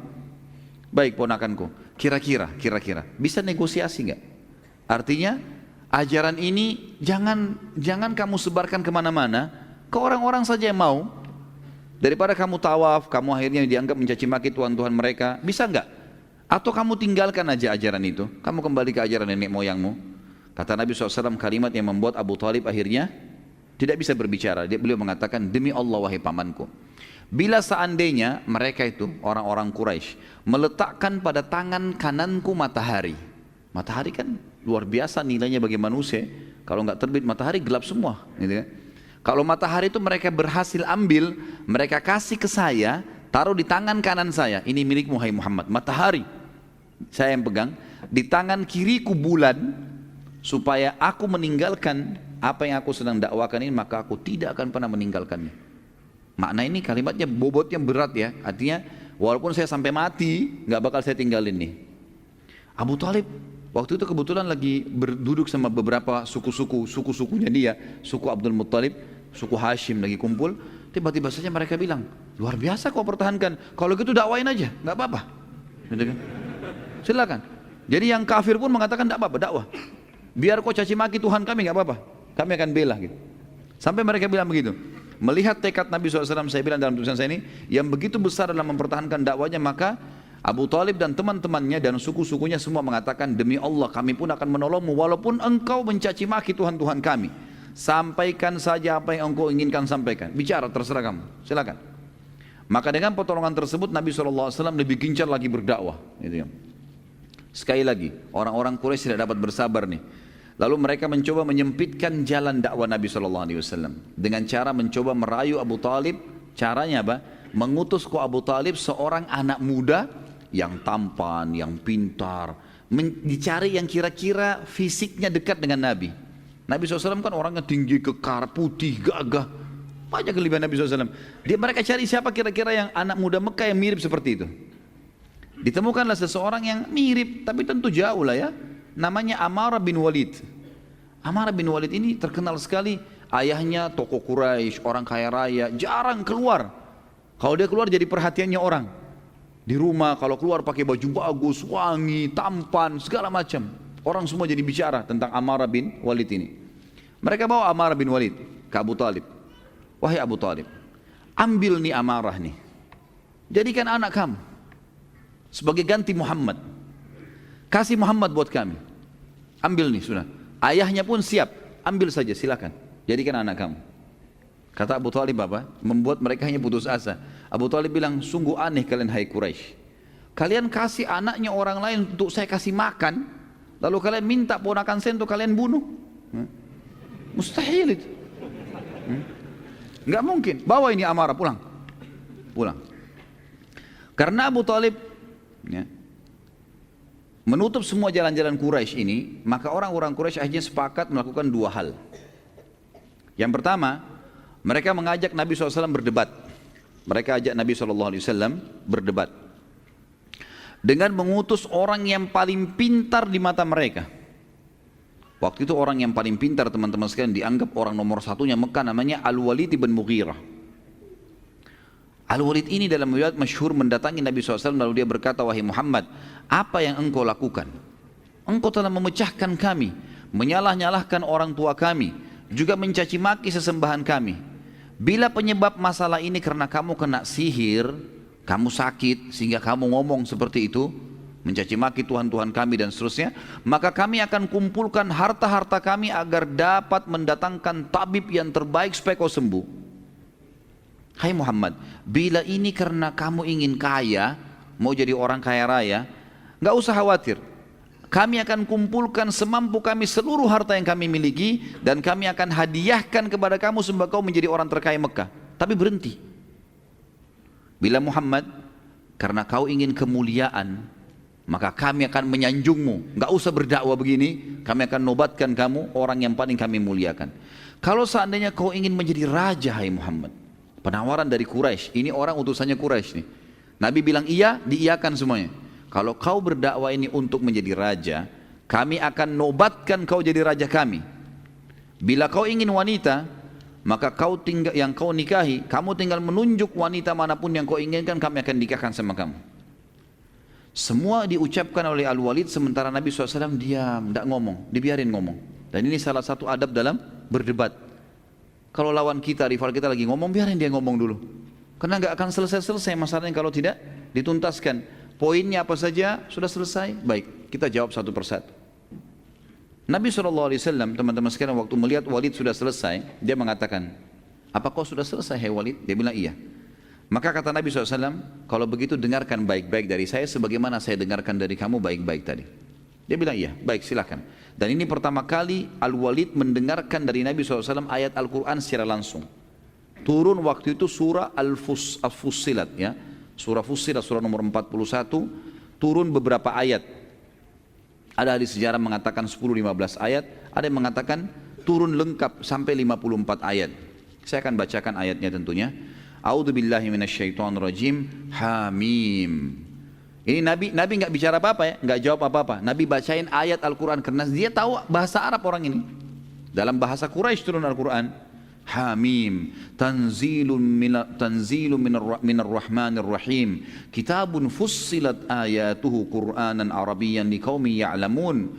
Basyiran wa nadhira fa'arada aktharuhum fahum la yasma'un. Wa qalu qulubuna fi akinnatin mimma tad'una ilayhi wa fi adhanina waqr.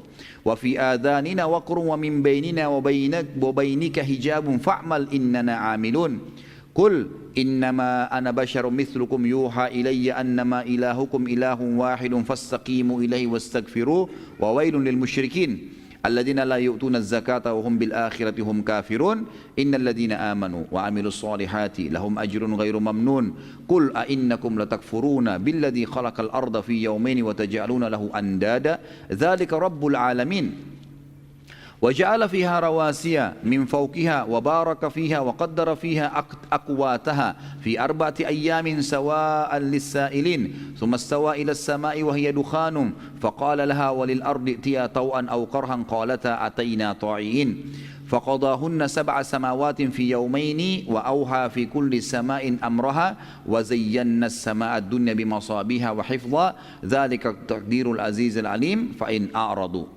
Faqul anzartukum sa'iqata mithla sa'iqati Adin wa Thamud. Kurang lebih saksi bahasan sampai sini, 13 ayat ya. Walaupun surah ini adalah 50 sekian ayat. Allah berfirman Hamim, dan huruf-huruf awal dalam Al-Quran hanya Allah yang tahu artinya karena belum pernah ditafsirkan kepada kita oleh Nabi SAW.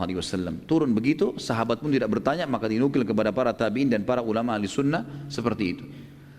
Kemudian dikatakan diturunkan dari Tuhan yang maha pemurah lagi maha penyayang kitab yang dijelaskan ayat-ayatnya, yakni bacaan dalam bahasa Arab yang gunanya agar kaum itu di Mekah memahaminya, yang membawa berita gembira bagi yang patuh dan membawa peringatan bagi orang-orang yang melanggar tetapi kebanyakan mereka berpaling, tidak mau mendengarkannya. Mereka berkata, hati kami berada dalam tutupan yang menutupinya dari apa yang kamu seru hai Muhammad kepada kami, dan telinga kami ada sumbatannya, dan antara kami dan antara kamu ada dinding pemisah dari keyakinan. Maka bekerjalah, berbuatlah kau hai Muhammad, sungguh kami pun mau berbuat. Katakanlah hai Muhammad, bahwasanya aku hanyalah seorang manusia seperti kalian, sama. Hanya saja diwahyukan kepadaku bahwa Tuhan kalian adalah Tuhan yang Maha Esa. Maka tetaplah pada jalan yang lurus menuju kepadanya, kepada Allah, dan mohonlah ampun kepadanya. Dan kecelakaan besar bagi orang-orang yang mempersekutukan Allah, yaitu orang-orang yang tidak menunaikan zakat dan mereka kafir akan adanya kehidupan akhirat. Sesungguhnya orang-orang yang beriman dan beramal saleh, mereka mendapatkan pahala yang tidak terputus-putus. Katakanlah, hai Muhammad, sesungguhnya patutkah kalian kafir kepada yang telah menciptakan bumi dalam 2 masa dan kalian adakan sekutu-sekutu baginya? Yang bersifat demikian adalah Rabb semesta alam, dan dia yang telah menciptakan di bumi gunung-gunung yang kokoh. Di atas bumi itu dia memberkatinya, dan dia menentukan padanya kadar makanan-makanan penghuninya dalam 4 masa. Penjelasan itu sebagai jawaban bagi orang-orang yang bertanya. Kemudian dia Allah menuju ke penciptaan langit, dan langit itu masih merupakan asap. Lalu dia berkata kepadanya dan kepada bumi pada saat sudah diciptakan, datanglah kalian berdua kepadaku dengan menurut perintahku dengan suka atau terpaksa. Maka keduanya menjawab, langit dan bumi, kami datang dengan suka hati wahai Tuhan kami. Maka dia Allah menjadikannya langit 7 langit dalam 2 masa. Dan dia mewahyukan pada tiap-tiap langit urusannya. Maksudnya diciptakan malaikat dan tugas-tugasnya. Dan juga langit yang paling dekat dan bintang-bintang yang cemerlang yang kami selalu memelihara dengan sebaik-baiknya. Demikianlah ketentuan zat yang maha perkasa lagi maha mengetahui. Jadi Allah rincikan semua. Di ayat 13-nya, terakhir di sini, kata Allah SWT, jika mereka berpaling, hai Muhammad, katakan pada mereka. Mereka nolak untuk mengisahkan Allah ini, tetap menyembah berhala, katakanlah, aku telah memberikan peringatan kepada kalian dengan petir, seperti petir yang telah menimpa kaum Ad dan Thamud. Kaum Ad, kaumnya Nabi Hud. Kaum Thamud, kaumnya Nabi Saleh. Ya. Kebetulan Nabi Hud sama Nabi Saleh adalah turunan Arab. Turunan Arab. Dan orang-orang Arab faham benar tentang kejadian 2 kaum ini. Bagaimana Allah menurunkan bagi mereka petir-petir yang menyambar dan membakar mereka. Sehingga membuat mereka hangus di tempat. Gitu. Dan orang-orang Mekah tahu betul tentang kejadian kaum Ad dan Thamud. Pada saat Al-Walid tahu cerita itu, orang-orang Mekah tahu cerita Ad dan Thamud, tahu betul ceritanya. Kok bisa Muhammad menyebutkan masalah itu? Dan tiba-tiba karena dia dengar Al-Quran dengan tenang, dia memang mau tahu apa isinya, maka Al-Walid pun ketakutan dan berdiri dari tempat duduknya lalu menutup mulut Nabi SAW sambil berkata, cukup hai Muhammad, saya memohon kepadamu jangan kau baca lagi apa yang kau bacakan tadi, takutlah, ya, bertakwalah. Dia bilang, Walid bilang sama Nabi SAW, berhentilah, jangan sampai Allah menghancurkan hubungan kerabatmu. Maksudnya jangan sampai Allah turunkan petir kami semua mati karena permintaanmu itu. Dia ulangi sampai 3 kali. Berarti di sini ayat Al-Quran berbekas pada hatinya Al-Walid ibn Mughirah. Lalu ia duduk kembali. Kemudian Nabi SAW melanjutkan ayat tadi Al-Quran surah Fussilat itu sampai selesai.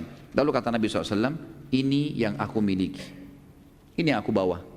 Ini Al-Quran yang berbicara langsung sendiri. Al-Quran itu bisa berbicara sendiri. Orang kalau baca dia terjemahkan dirinya sendiri. Kita jadi tahu gitu kan. Kemudian pada saat itu teman-teman sekalian, setelah Nabi SAW mengatakan inilah yang aku miliki, Nabi SAW tidak berdialog dengan Al-Walid, tetapi hanya membacakan padanya ayat Al-Quran. Maka dengan kemujizatan Al-Quran, Al-Walid pun tidak dapat melanjutkan dialognya. Ia pertama kali mendengar Al-Quran dengan tenang dan tanpa gangguan. Ia benar-benar tersentuh. Lalu ia berdiri dan di tempat duduknya lalu menuju ke Darun Nadwah, tempat kumpulnya orang-orang Quraisy. Pada saat itu pun, waktu dia berangkat tadi wajahnya merah, emosi. Dia siap mengalahkan Nabi SAW karena dia tahu dia pintar gitu. Waktu dia kembali orang-orang Quraisy mengatakan, demi Allah, Al-Walid ibn Mughirah wajahnya tidak seperti pada saat dia berangkat. Sekarang malah dia kelihatannya orangnya tenang, gak emosi. Orang-orang Quraisy mengatakan, ada apa nih? Hai Al-Walid, ada apa dengan kau? Al-Walid mengatakan, demi Allah, dia bilang sama kaumnya ya, orang-orang Quraisy, aku telah mendengarkan perkataan yang belum pernah aku dengar sebelumnya. Ketahuilah, sungguh perkataannya Muhammad, Al-Quran itu, sangat indah, juga sangat jelas. Perkataan tertingginya, yang paling bagusnya, sungguh telah berbuah. Orang kalau dengar pasti bisa faham. Dan perkataan yang paling sederhananya, Al-Quran itu, telah mencukupi, juga sudah terincikan. Dan pastilah perkataannya itu akan menang dan tidak akan pernah terkalahkan. Ini kata siapa? Kata dutanya Quraisy yang diakui orang yang paling pintar pada saat itu. Nabi SAW dikerunai Al-Quran karena memang kaumnya pada saat itu sangat menjunjung tinggi sastra dan menjadi peradaban mereka. Baik, melihat keadaan Al-Walid berubah teman-teman sekalian, serentak orang-orang Quraisy pun berada dalam nadwa berkata, wahai Walid, apa engkau telah meninggalkan agama nenek moyangmu? Al-Walid menjawab, tidak, demi Allah tidak, aku hanya belum pernah mendengar kata-kata seperti itu. Lalu orang-orang Quraisy bilang, mungkin itu cuma syair-syair. Syair memang susunannya bagus, gitu kan? Al-Walid mengatakan, demi Allah, tidak seorang pun dari kalian yang tahu syair lebih daripada saya. Saya orang yang paling tahu, kalian tahu saya orang paling pintar dalam syair. Dan itu bukan sama sekali syair. Perkataan Muhammad bukan syair. Baik, mereka bilang, kalau begitu hai Walid, berarti Muhammad peramal, penyamun, penyihir, peramal dan penyamun. Maka Walid mengatakan, aku tahu semua yang berhubungan dengan peramal dan penyamun. Tidak sedikit pun ada pada Muhammad. Gak ada menyan-menyan, gak ada apa, gak ada. Dia cuma baca ayat Al-Quran dan saya tersentuh. Lalu mereka bilang, orang Quraisy lagi, kalau begitu mungkin dia orang gila atau kesurupan syaitan. kesurupan jin. Kata Quraisy begitu dalam riwayat. Al-Walid menjawab, aku tahu semua sifat-sifat dan ciri-ciri orang yang gila dan kesurupan, gitu kan. Tidak ada pada Muhammad. Normal, tenang, tidak ada apa-apa. Mereka bilang kalau begitu dia penyihir. Tadi peramal sama penyamun ya, sekarang penyihir. Dia bisa menyihir orang. Al-Walid mengatakan, aku sangat tahu semua penyihir-penyihir Jazirah Arab. Semua aku kenal. Dan aku tahu perilaku-perilaku mereka. Tidak ada sedikit pun pada Muhammad.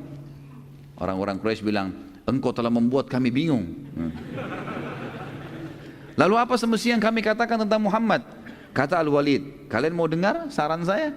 Kata mereka, tentu saja. Ini sekarang teman-teman, Al-Walid orang terpintarnya Quraisy berbicara sama tokoh-tokoh Quraisy.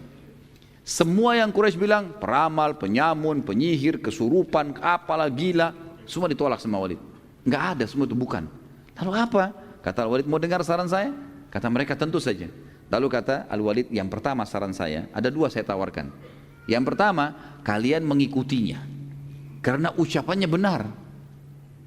Kita harus berakal, ini benar yang diucapkan. Terima, kita mengikutinya.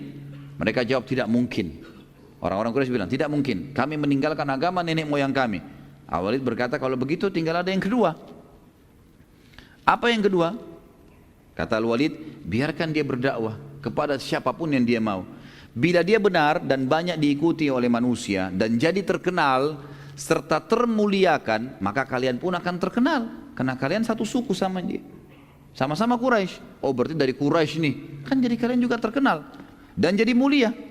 Karena satu kaum. Bila ia dibunuh oleh orang-orang karena dia berdakwah, maka itu tujuan kalian. Tidak usah kalian yang bunuh. Sudah selesai.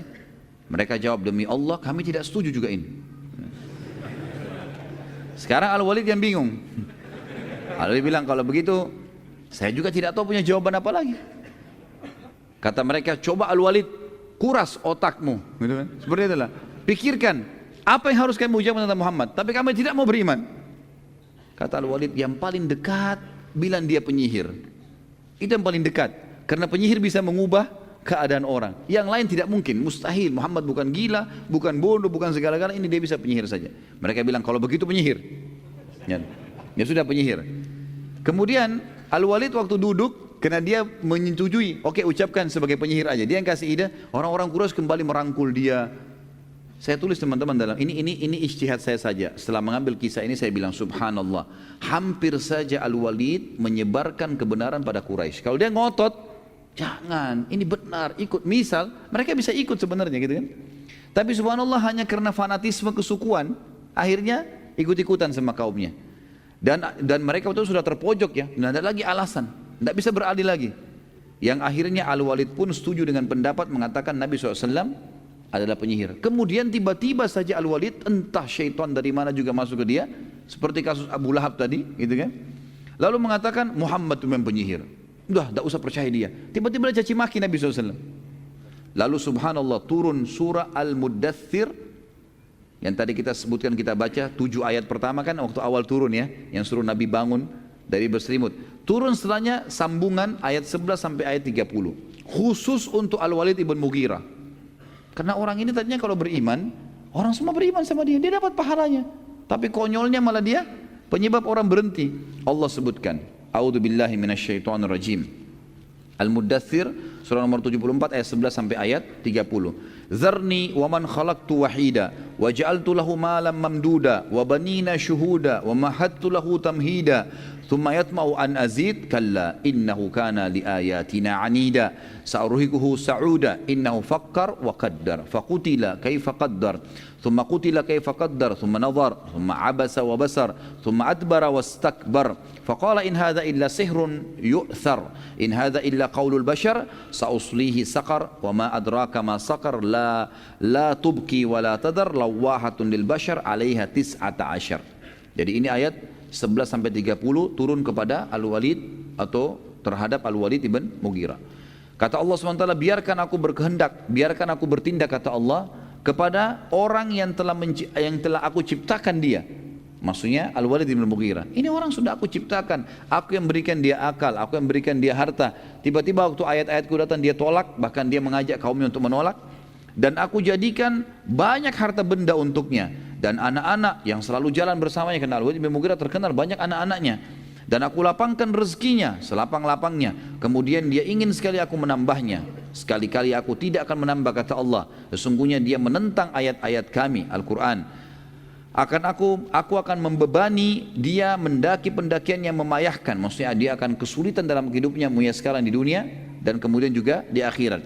Sesungguhnya dia telah memikirkan dan menetapkan untuk beriman, maka celakalah dia bagaimana dia mengalihkan keputusannya. Kemudian celakalah dia bagaimana dia bisa mengalihkan keputusannya. Kemudian dia sempat berpikir setelah itu. Sesudah itu dia bermuka masam dan merengut. Kemudian dia berpaling dari kebenaran dan menyombongkan diri. Lalu dia berkata, Al-Quran ini tidak lain hanyalah sihir yang dipelajari dari orang-orang dahulu. Ini tidak lain hanyalah perkataan manusia. Maka kata Allah, aku akan memasukkannya ke dalam neraka sakar. Tahukah kalian apa itu neraka sakar? Sakar itu tidak akan meninggalkan dan tidak akan membiarkan. Tidak ada lagi kulit, tidak ada daging, tidak ada tulang, dibakar semua hangus, diutuhkan begitu terus abadi. Neraka sakar adalah pembakar kulit manusia dan di atasnya dijaga oleh 19 malaikat. Baik, karena langkah dialog dengan Nabi SAW tidak berhasil, maka mereka sepakat dengan langkah yang kedua. Ada dua langkah ya. Langkah yang kedua adalah mereka berkata, kami akan membunuh Muhammad dan menyusahkannya. Mulai saat itu orang-orang Quraisy mulai dengan mencaci maki Nabi SAW. Setiap kali bertemu dengan Nabi pada saat tawaf mereka caci maki Nabi SAW. Setiap hari selalu mencaci maki Nabi SAW dengan beragam macam cacian. Tapi Nabi SAW sabar, gak ditanggapin. Sampai tiba suatu hari ada cacian yang disebutkan oleh orang-orang Quraisy tapi tidak disebutkan tuh, dan memang tidak ada manfaatnya kita mengetahui apa kata-kata yang diucapkan, tapi sangat menyakitkan bagi Nabi SAW. Maka Nabi pun berhenti. Jadi Nabi lagi tawaf, setiap lewat dari Nabi lagi jalan diikuti sama Quraisy. Kamu begini, kamu begitu, dicaci maki. Nabi biarin aja. Satu waktu ada cacian yang sangat menyakitkan tapi tidak disebutkan apa cacian itu. Mereka ikuti Nabi SAW dari belakang lagi tawaf, lalu Nabi berhenti tiba-tiba. Lalu Nabi mengatakan, wahai Quraisy, aku akan memerangi kalian hingga kalian semua terbunuh kalau kalian masih tetap lakukan ini. Mendengar kata Nabi SAW yang Nabi tidak pernah marah sebelumnya, gak pernah tegas, berhenti tiba-tiba Nabi marah dengan mereka. Melihat kejadian tersebut tiba-tiba mereka jadi berhenti semua. Lalu mereka datang menyalami Nabi SAW mengatakan, maafkan kami hai Muhammad. Kami tidak bermaksud seperti itu ya. Setelah itu Nabi SAW meninggalkan mereka. Pada saat Nabi SAW sudah tinggalkan mereka, mereka kembali dulu dalam lunar dua. Lalu mereka seperti baru orang sadar, mereka mengatakan saling hardik ya. Mereka mengatakan, apa yang kita buat tadi nih? Tadi kan kita sengaja pancing emosinya supaya dia marah, kita gebukin gitu. Kenapa malah sekarang kita minta maaf hanya diancam saja? Lalu kemudian mereka mengatakan, kita harus membunuhnya. Satu kalimat dia ucapkan kita berhenti semuanya. Besok kita harus gebukin nih. Akhirnya besok hari Nabi SAW lagi tawaf, mereka datang lagi. Lalu mereka mengatakan, hai Muhammad, apa engkau kemarin yang mengancam kami untuk berperang? Gitu kan? Nabi SAW diam saja sambil senyum. Lalu kemudian mereka mengeroyoki Nabi SAW waktu itu. Nabi melawan ya, semampunya. Dan Nabi SAW memang dijaga oleh Allah SWT. Mereka tidak bisa menyakiti Nabi SAW. Pada saat Nabi SAW sudah terpojok, pada saat itu karena dikeroyokan makin banyak orang datang, dan tidak ada sahabat waktu itu yang melihat Nabi SAW, karena masih sedikit sahabat. Gitu. Melihat kejadian tersebut, Fatimah radhiyallahu anha, anak Nabi SAW, berusaha membantu ayahnya, tapi tidak mampu karena perempuan. Lalu dia segera menyusul Abu Bakar. Datangnya Abu Bakar, lalu menyampaikannya, hai Abu Bakar, begini kejadiannya. Ayah saya Rasulullah SAW digebukin oleh orang-orang Quraisy. Maka Abu Bakar pun datang, lalu menghembuskan pedangnya dan kemudian berusaha mendorong orang-orang itu dari sisi Nabi SAW. Jadi mereka berdua, Nabi SAW dengan Abu Bakar berperang melawan orang-orang Quraisy. Lalu Abu Bakar mengatakan, apakah kalian mau memerangi orang hanya karena mengatakan Tuhanku Allah? Sampai akhirnya Abu Bakar terus mengulangi kalimat itu sambil mengancamkan pedangnya kepada orang Quraisy. Hanya orang-orang Quraisy meninggalkan Nabi SAW. Dan pada saat itu teman-teman sekalian, ya berhentilah orang-orang Quraisy pada hari itu menyiksa Nabi SAW. Kalau enggak kita lanjutin. Sebenarnya ada tema saya siapkan untuk malam ini, atau kalau tidak pertemuan akan datang insyaallah, masuk Islamnya Hamzah dan Abu Dzar radhiyallahu anhu. Pada saat pertama kali Nabi SAW mendakwahi Khadijah radhiyallahu anha, Ummul Mukminin, tidak usah pakai Siti, kan sudah kita perbaiki tadi. Apakah di saat itu Khadijah radhiyallahu anha sudah jilbabnya mengulur sesuai di surah Al-Ahzab ayat 59? Belum turun surah Al-Ahzab, gitu kan? Dan memang tidak disebutkan apakah Khadijah radhiyallahu anha memiliki hijab yang seperti besar atau kecil, Allahu alam, ya, kita tidak tahu. Dan ini tidak disebutkan dalam buku-buku sejarah masalah itu. Tapi tradisi wanita-wanita di orang Quraisy di Mekah pada saat itu memang mereka menggunakan kain, ya. Mereka menggunakan kain di kepala, menggunakan kain di badan, dan bagi mereka kalau tokoh-tokoh selain hamba sahaya itu mereka selalu saja berpakaian yang rapi. Tapi apakah jilbabnya sudah seperti surah Al-Ahzab itu Allahu a'lam, karena Al-Ahzab itu belum turun, ya. Itu yang saya tahu. Apakah tidak berimannya sebagian Quraisy seperti Abu Lahab termasuk dalam kehendak Allah juga selain kehendak orang tersebut? Semua teman-teman sekalian di bawah naungan kehendak Allah. Perbuatan baik atau perbuatan buruk Allah yang ciptakan, dan semua pun kalau terjadi dengan izin Allah. Tetapi artinya gini, Allah ciptakan nikah sama zina misalnya, ya. Allah perintahkan nikah, Allah larang zina. Allah yang ciptakan kan? Baik, kalau ada orang melakukan perbuatan nikah karena dia mengejar rahmatnya Allah, dapat pahalanya. Kalau dia mengerjakan zina, yang menciptakan dia, menciptakan perbuatan, yang menciptakan, memberikan dia energi, Allah juga. Tapi ini secara global masuk dalam semua dengan izin Allah tentunya. Tapi ini dilarang. Allah sudah bilang akan kena ancaman, kena hukuman. Kalau kita bicara lingkup global, maka semua dengan izin Allah, nggak bisa lepas. Tetapi saya pernah jelaskan masalah takdir, ada yang sifatnya ikhtiar, namanya af'al ibad, ya. Berhubungan dengan perilaku hamba-hamba. Kalau perilaku hamba-hamba teman-teman sekalian seperti misalnya menikah, ya, melakukan kebaikan atau melakukan kejahatan, ini ikhtiar kita semua nih. Seperti contoh gini, teman-teman sekarang mau hadir di masjid sini, kan bisa hadir, ya. Pilihan siapa? Pilihan antum sendiri kan. Di luar sana juga mungkin ada orang berbuat maksiat, mungkin dia ke diskotik, mungkin dia berbuat haram, pilihan dia juga itu. Semua ini pun terjadi dalam lingkup masyiatillah. Tapi Allah sudah ingatkan, kalau ke sini dapat pahala, di sana dapat dosa, ini ada surga, ini ada neraka, Allah sudah sebutkan. Jadi kalau kita bicara lingkup luasnya, semua ini dengan kekuasaan Allah terjadi. Tapi Allah sudah membedakan mana baik, mana buruk, dan mengikutkan padanya berita gembira bagi yang patuh dan ancaman bagi yang melanggar. Jadi sebenarnya Abu Lahab itu dan orang-orang yang meninggal dalam keadaan kafir itu pilihan dia. Pilihan dia, dia bisa beriman kok. Dan Allah selalu datangkan sinyalnya kepada setiap orang yang seperti ini. Jadi jangan difahami Allah memaksa atau ya tanda kutip, ya, orang itu harus kafir atau orang ini harus beriman, tidak. Makanya Allah mengatakan dalam firman-Nya, a'udzubillahi minasyaitonir rajim, faman syaa'a falyu'min wa man syaa'a falyakfur. Siapa yang mau beriman silakan, siapa yang mau kafir silakan. Allah kasih kebebasan sebebas-bebasnya. Makanya orang juga nanti hari kiamat, naudzubillah, penghuni neraka masuk neraka, mereka masuk neraka dan mengakui keadilan Allah. Karena yang buat dia masuk neraka dia sendiri. Dia sendiri. Makanya Allah mengatakan syaitan mengatakan nanti pada hari kiamat, dan Allah nukilkan dalam Al-Qur'an, syaitan iblis akan berkata nanti pada hari kiamat akan keluar tiang besar di neraka lalu dia berkhutbah, dan saya sarankan jangan dengar khutbah ini, ya. Ini khusus untuk penghuni neraka. Dia bilang innallaha wa'adakum wa'adal haq, Allah telah janjikan kalian dengan janji-janji yang benar, wa wa'adtukum, dan saya juga janji-janji kalian, fa akhlaftukum, tapi saya nipu kalian. Allah sudah bongkar kedoknya iblis, gitu kan. Hari kiamat dia akan bicara begitu di neraka. Dan dia mengatakan dalam ayat ini lanjutannya, ma ana bimusrihikum.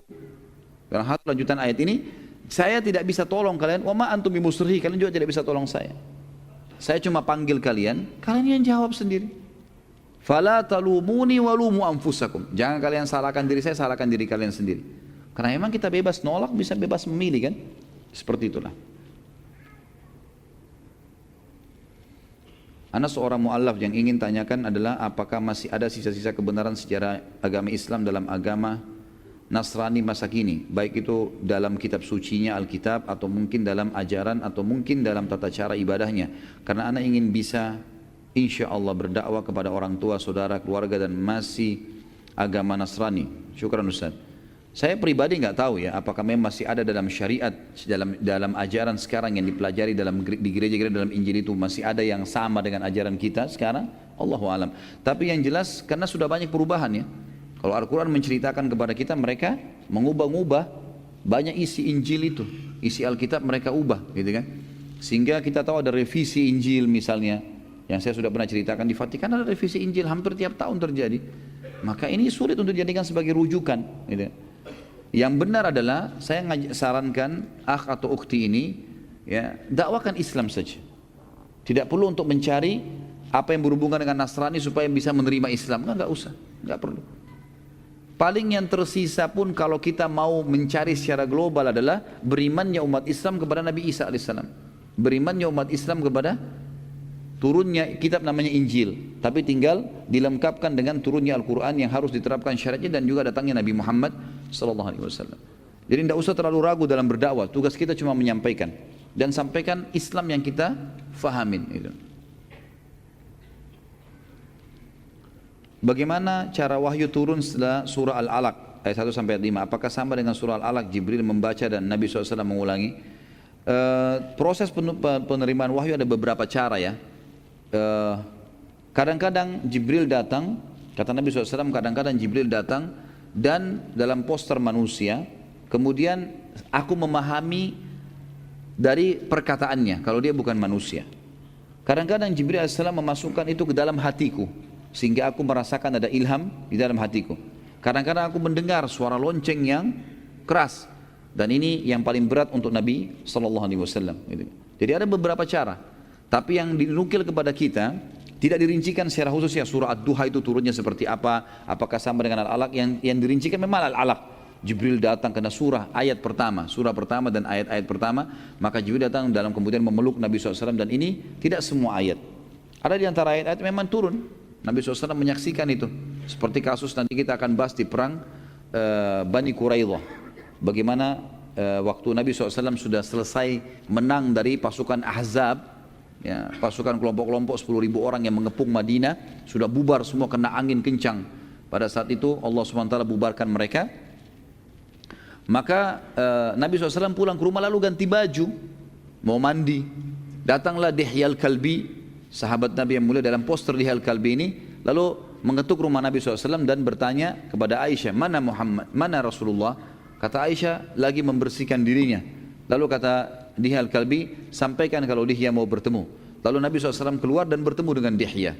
Itu kan Aisyah pun menceritakan, maka Nabi SAW pun Aisyah mendengarkan Dihya Al-Kalbi berkata, hai Muhammad, perkataannya setelah ketemu, hai Muhammad, apakah kalian sudah membuka baju-baju perang kalian? Sementara kami malaikat tidak membuka baju-baju kami, gitu kan? Sampai kami memerangi ke arah sana, ditunjuklah bentengnya Bani Quraidah. Jadi pernah Jibril datang seperti ini. Tapi kalau tadi, tentu ada di antara surah yang disebutkan bagaimana Jibril prosesnya datang, tapi ada juga yang tidak disebutkan. Tapi ini tadi secara global saya sebutkan. Ada yang kadang-kadang Jibril datang bicara seperti ini. Ada kadang-kadang ilham yang masuk dalam hati Nabi SAW. Kadang-kadang terdengar suara lonceng. Seperti kasus Aisyah waktu difitnah. Nanti akan kita bahas kisah ifq. Pada saat pulang dari perang Bani Mustaliq. Nanti akan kita pelajari insyaAllah itu. Bagaimana Nabi SAW waktu turun ayat tentang pembebasan Aisyah dari tuduhan zina. Beliau duduk di sudut rumah Abu Bakar. Lalu beliau keringatan dan mendengarkan suara lonceng yang keras. Nah ini juga salah satu metode. Allahu a'lam. Bagaimana mengambil ibrah dan implementasi dakwah Nabi di kehidupan sekarang? Karena dakwah sunnah sekarang baru sekedar dakwah untuk dalam rangka islah sama muslim. Bagaimana dakwah kita untuk kaum kafir yang dengan menegakkan kalimat tauhid di Indonesia, sementara yang berpuasa banyak kaum kafir dan munafik? Bagaimana metode penyampaian ilmu pada zaman Rasul? Apakah dengan metode talaki atau taklim seperti kita saat ini? Tugas kita teman-teman sekalian, agama Allah ini disampaikan. Kalau metode Nabawiyah jelas sekali. Nabi SAW memulai membangun komunitas dengan majlis ilmu. Majlis ilmu. Nabi SAW duduk, menyampaikan wahyu Allah, kemudian para sahabat mendengarkan sampai tertanam ilmu itu dan iman dalam hatinya, lalu muncullah iman, lalu mereka mengaplikasikan apa yang mereka dapatkan. Itu yang Nabi SAW terapkan. Sampai fase 13 tahun di Mekah dan 2 tahun pertama di Madinah masih belum ada peperangan.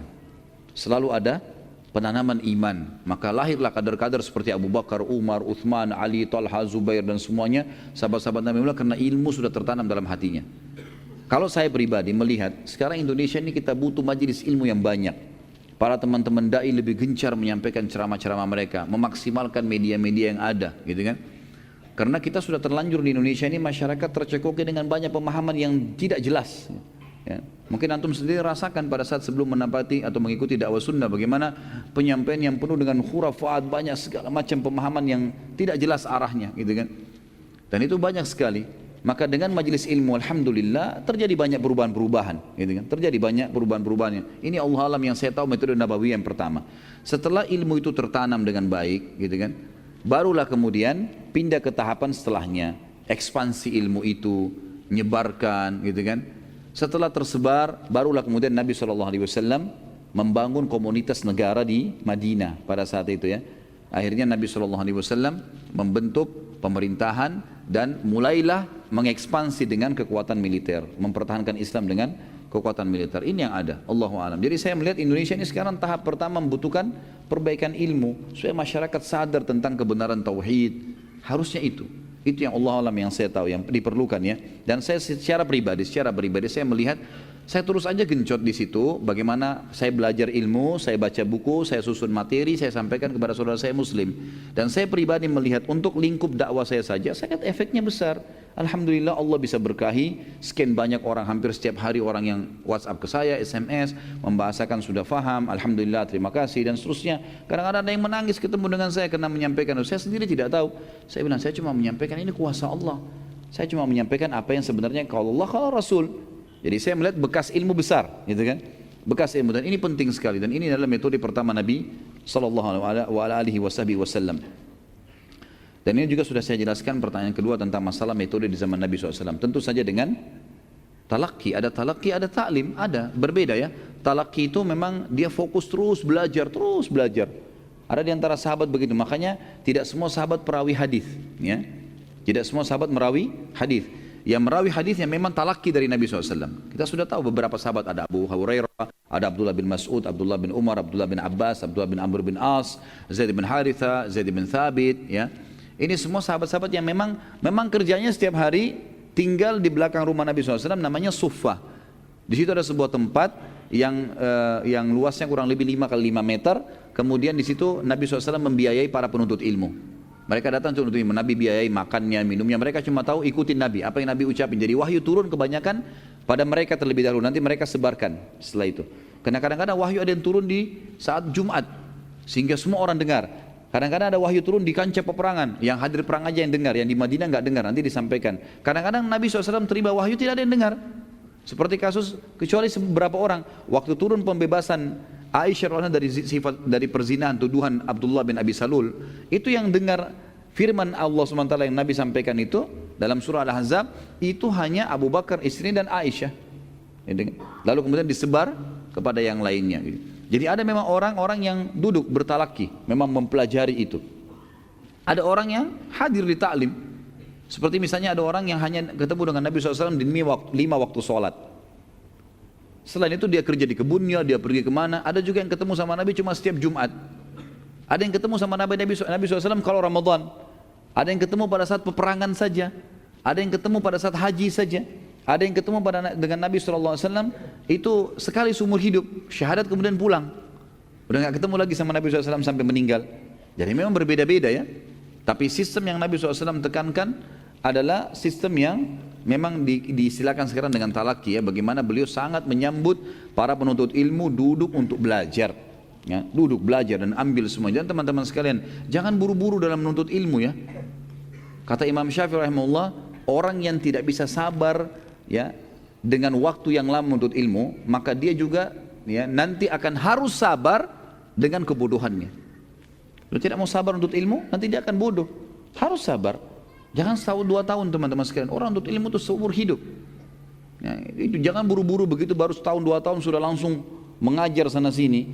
Butuh ilmu yang dalam teman-teman sekalian. Ajarkan kepada orang dekat-dekat, iya, orang terdekat yang kita tahu, iya.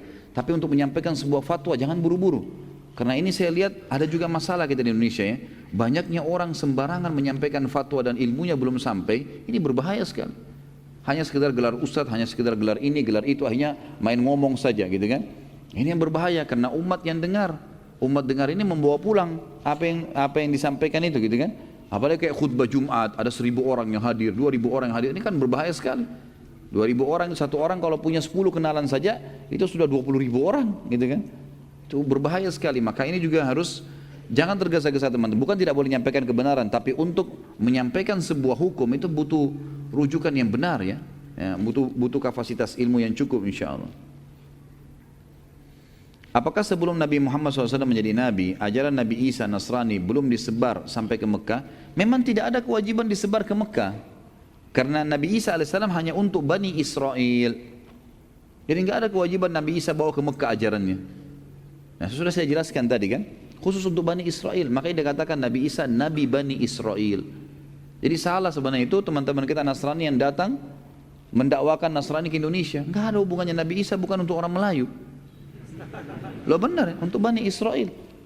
Nah itu Nabi Bani Israel, gitu kan.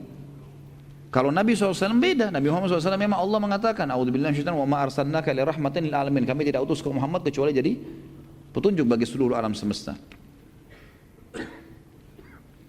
Ustaz, saya pernah dengar kisah Rukana mengajak duel gulat Rasulullah SAW hingga beberapa kali, namun Rasulullah SAW selalu menang. Apakah ada kisah lain dakwah Rasulullah SAW menggunakan fisik atau berkelahi? Itu nanti kisah Rukana ada disebutkan nanti di sini insya Allah ya. Kalau menggunakan fisik, peperangan-peperangan Nabi SAW semuanya menggunakan fisik. Bahkan Ali bin Abi Thalib mengatakan dalam riwayat Bukhari radhiyallahu anhu, kami kalau menghadapi peperangan ya, lagi berkecamuk, maka kami berlindung di belakang Nabi SAW. Nabi SAW luar biasa. Ada riwayat lain menjelaskan pernah Madinah terdengar suara gemuruh yang ribut, gitu kan? Kemudian para sahabat lalu segera ngumpul. Mereka tahu ini suara-suara gemuruh seperti suara penyerangan lah. Maka mereka pun berkumpul di depan rumah Nabi SAW menunggu. Waktu itu mereka bawa-bawa obor karena malam gak ada penerangan. Maka mereka nunggu, ternyata Nabi SAW tidak keluar. Tidak lama kemudian suara gemuruh itu sudah hilang. Dan mereka lihat dari kejauhan ada orang menunggangi kuda mendekati mereka. Begitu dekat penunggang kuda itu, pegang obor, di tangan kanannya pedang, di tangan kirinya obor. Itu mereka begitu dekat ternyata dia adalah Rasulullah SAW. Rasulullah melawan sendiri gerombolan itu. Jadi beliau punya keberanian. Bukan seperti sebagian pemimpin yang cuma tahu perintah sana, perintah sini, dia enak di rumah pakai AC. Nah iya. Nabi SAW berbeda, luar biasa. Beliau dan banyak, mungkin itu yang terlintas sementara ya. Tapi jelas peperangan Nabi SAW jelas kan. Beliau juga terluka, jarinya sempat kena anak panah Yahudi di Khaybar, keningnya sempat luka dan giginya pecah SAW di Uhud, gitu kan. Pundak kanannya dipukul oleh Ibnu Qami'ah, nanti kan kita jelaskan di perang Uhud itu. Nabi SAW merasakan juga sakit fisik dan segala ini ada dirasakan oleh Nabi SAW.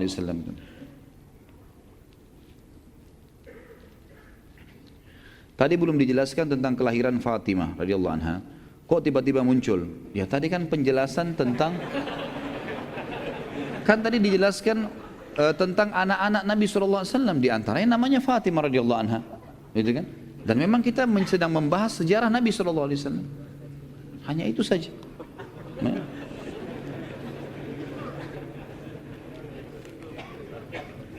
Bagaimana saya mendakwahi sahabat saya yang menganut agama Nasrani, namun dia ingin masuk Islam, tapi dia masih ragu, bagaimana saya meyakinkannya? Suruh syahadat dulu, baru sebentar belajar. Syahadat dulu. Kamu masuk Islam, iya, ikutin saya, asyhadu an la ilaha illallah wa muhammadur rasulullah, suruh ucapin. Setelah itu dia mu'allaf artinya orang yang masih lemah hatinya, ajarin. Jangan kasih buku dulu tebal, pelajarin ya, nanti baru kamu syahadat. Nah, kalau dia mati gimana? Masukin Islam. Pernah ada seorang ikhwah gitu bawa sama saya seorang ikhwah yang lain, laki-laki yang lain gitu, dibawa sama dia di hotel. Waktu itu saya lagi nginap, ada tamu dari Saudi Syekh datang beberapa tahun yang lalu. Kemudian dia bilang, Ustaz, ada teman saya mau masuk Islam, tapi mau sama Ustaz. Begitu datang ke saya tanya, sejak kapan mau belajar Islam, mau masuk Islam ini? Dia bilang, saya sudah lama sampaikan ke teman saya, ditunjuk teman ikhwah yang bawa itu, sudah lama. Dan saya dikasih buku dulu, dikasih buku tebal, belajar. Mungkin sudah dari berapa bulan yang lalu, gitu kan. Saya bilang sama akhi itu, kenapa akhi? Subhanallah, kalau orang ini meninggal di masa-masa dia sudah minta masuk Islam dan antum belum pandu syahadat, tidak ada muslim yang tidak bisa syahadat, gitu kan. Kalau dia meninggal antum tanggung jawab loh. Masuk neraka orang, gitu kan? Nggak boleh. Jadi pandu syahadat. Lalu saya pandu syahadat, setelah syahadat baru kita kasih buku, kasih penjelasan tentang Islam. Aja dulu syahadat. Ya. Dan tidak ada sulitnya itu aja syahadat gitu. Jadi itu saran saya aja syahadat. Kalau dia sudah ada keinginan ya, kalau dia belum ada keinginan, baru kemudian kita memberikan buku-buku, mungkin kita berikan argumentasi apa ya, keterangan-keterangan mungkin yang bisa membuat dia yakin dulu. Tapi kalau ini kan sudah ada keinginan, cuma masih ragu saja, suruh syahadat dulu, kemudian baru kita didik, karena didikan datang setelahnya. Jika ada 4 orang Mekah yang masuk surga sebelum kenabian, bagaimana dengan umat atau golongan setelah kenabian tapi belum sampai Islam kepadanya? Apakah juga masuk surga jika percaya Tuhan yang Maha Esa, hari pembalasan? Ini sebenarnya kita lihat dulu lokasinya, posisinya di mana gitu kan. Kalau mereka berada di satu lokasi yang memang di situ tidak ada nabi, nggak ada ajaran kenabian, maka ini mereka adalah nanti di hari kiamat disebutkan akan diuji oleh Allah subhanahu wa ta'ala. Kalau teman-teman ikutin ada riwayatnya saya sebutkan di bahasan masalah surga dan neraka. Ada bahasan di YouTube itu tentang Rasulullah SAW bercerita tentang surga dan neraka. Di antaranya adalah di hari kiamat orang-orang yang meninggal dalam keadaan dia tidak sampai kepadanya dakwah, maka Allah akan mengujinya. Bagaimana mengujinya? Hari kiamat semua orang sudah tahu ini Tuhan kami Allah. Enggak ada lagi yang samar di hari kiamat ya. Maka Allah akan mendatangkan mereka ke hadapan neraka, lalu Allah menguji mereka, menyuruh mereka loncat ke neraka itu, masuk ke neraka itu. Kata Nabi SAW, Allah menyuruh mereka masuk ke neraka. Bagi yang patuh sama Allah, mereka lempar dirinya ke neraka karena patuh kepada Allah. Kata Nabi SAW, demi zat yang jiwa Muhammad dalam genggamannya, neraka tidak akan mengganggunya, nggak akan terbakar, nggak apa-apa, cuma ujian. Maka Allah pun memasukkan mereka ke dalam surga. Karena berarti orang ini kalaupun nanti di dunia dulu, tetap dia akan beriman nanti. Karena buktinya patuh nih sekarang. Dan orang-orang yang tidak mau mematuhi itu berarti kalaupun di dunia mereka juga tidak akan patuh. Ini yang ada, Allah alam, yang saya tahu. Seperti itu. Ya.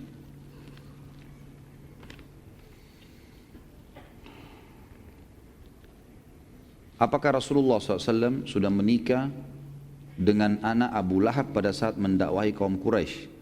Bukan Rasulullah, anak Rasulullah SAW. Ya. Ini tadi kan saya bilang, kalau bukan Ruqayyah Ummu Kalthum. Karena kan waktu Ruqayyah atau Ummu Kalthum ini menikah dengan Uthman sudah janda. Dan itu jandanya adalah menikah dengan salah satu anak laki-laki Abu Lahab. Ya. Jadi bukan Rasulullah SAW yang menikah di sini. Ini berarti salah dengar tadi. Makanya pertanyaannya sudah salah semua ke bawah nih. Ya. Umur berapa pada saat itu Rasulullah menikah dengan anak Abu Lahab? Kan jadi salah semua pertanyaannya.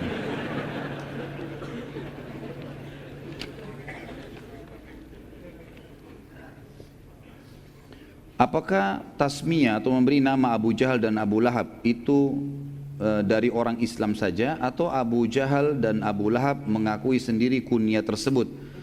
Kalau Abu Lahab memang dikenal di Mekah begitu. Abu Lahab memang dikenal dengan Abu Lahab. Kalau Abu Jahal tidak, di kalangan muslimin saja. Karena memang Abu Lahab sudah terkenal dengan istilah itu, gitu kan. Nanti insya Allah kita akan pelajari bagaimana sampai matinya Abu Lahab, gitu kan. Yang jelas itu julukan dia memang sudah terkenal. Kalau Abu Jahal tidak. Abu Jahal punya julukan di Mekah Abul Hakam, atau orang yang bijaksana, gitu kan. Kalau muslimin yang mengatakan Abu Jahal, nanti akan kita ceritakan juga kenapa dia dikatakan Abu Jahal, nanti akan disebutkan insya Allah. Dan insya Allah bulan depan kalau Allah masih mudahkan semua insya Allah dengan kesehatan, dengan panjang umur, kita akan jelaskan itu panjang lebar insya Allah. Baik, mungkin begitu dulu teman-teman sekalian, karena sudah jam 9 kurang lebih. Kita tutup dengan berdoa kepada Allah yang maha mulia dan maha tinggi agar memberkahi majelis kita ini. Dan semoga saja semua amal yang pernah kita kerjakan sekecil sampai sebesar apapun diterima olehnya. Dan juga semoga dosa yang pernah kita lakukan sekecil sampai sebesar apapun juga dimaafkan dan diganti dengan kemahamurahannya menjadi pahala. Semoga saudara kita di Palestina, di Syria, di Yaman, di Irak, di Myanmar, di Ahsa, dimanapun mereka berada sedang tertindas, semoga Allah ikhlaskan niat mereka, terima para syuhada mereka, mulakan Islam di tangan mereka dan tangan kita semua. Dan juga semoga Allah mempartisipasikan kita bersama mereka di pahala, baik dengan doa, dengan harta, juga dengan jiwa kita. Dan semoga Allah menyatukan dengan izinnya kita semua di surga Firdausnya tanpa hisab. Semuanya satukan kita di majelis ilmu yang mulia ini. Dan kita terus berdoa agar negara kita ini diberikan ketentraman, keamanan, keimanan, dan dikaruniai pemimpin-pemimpin yang mukmin, yang saleh, yang menerapkan Al-Quran dan Sunnah, dan mengembalikan muslimin pada kemuliaan. Dan semoga saja seluruh negara-negara Islam menjadikan Indonesia sebagai contohnya. Mungkin begitu teman-teman sekalian. Kalau ada benar dari Allah, kalau rasa dari saya mohon dimaafkan. Subhanakallahumma wa bihamdika asyhadu an la ilaha illallah astaghfirullah wa atubu ilaik. Wassalamualaikum warahmatullahi wabarakatuh.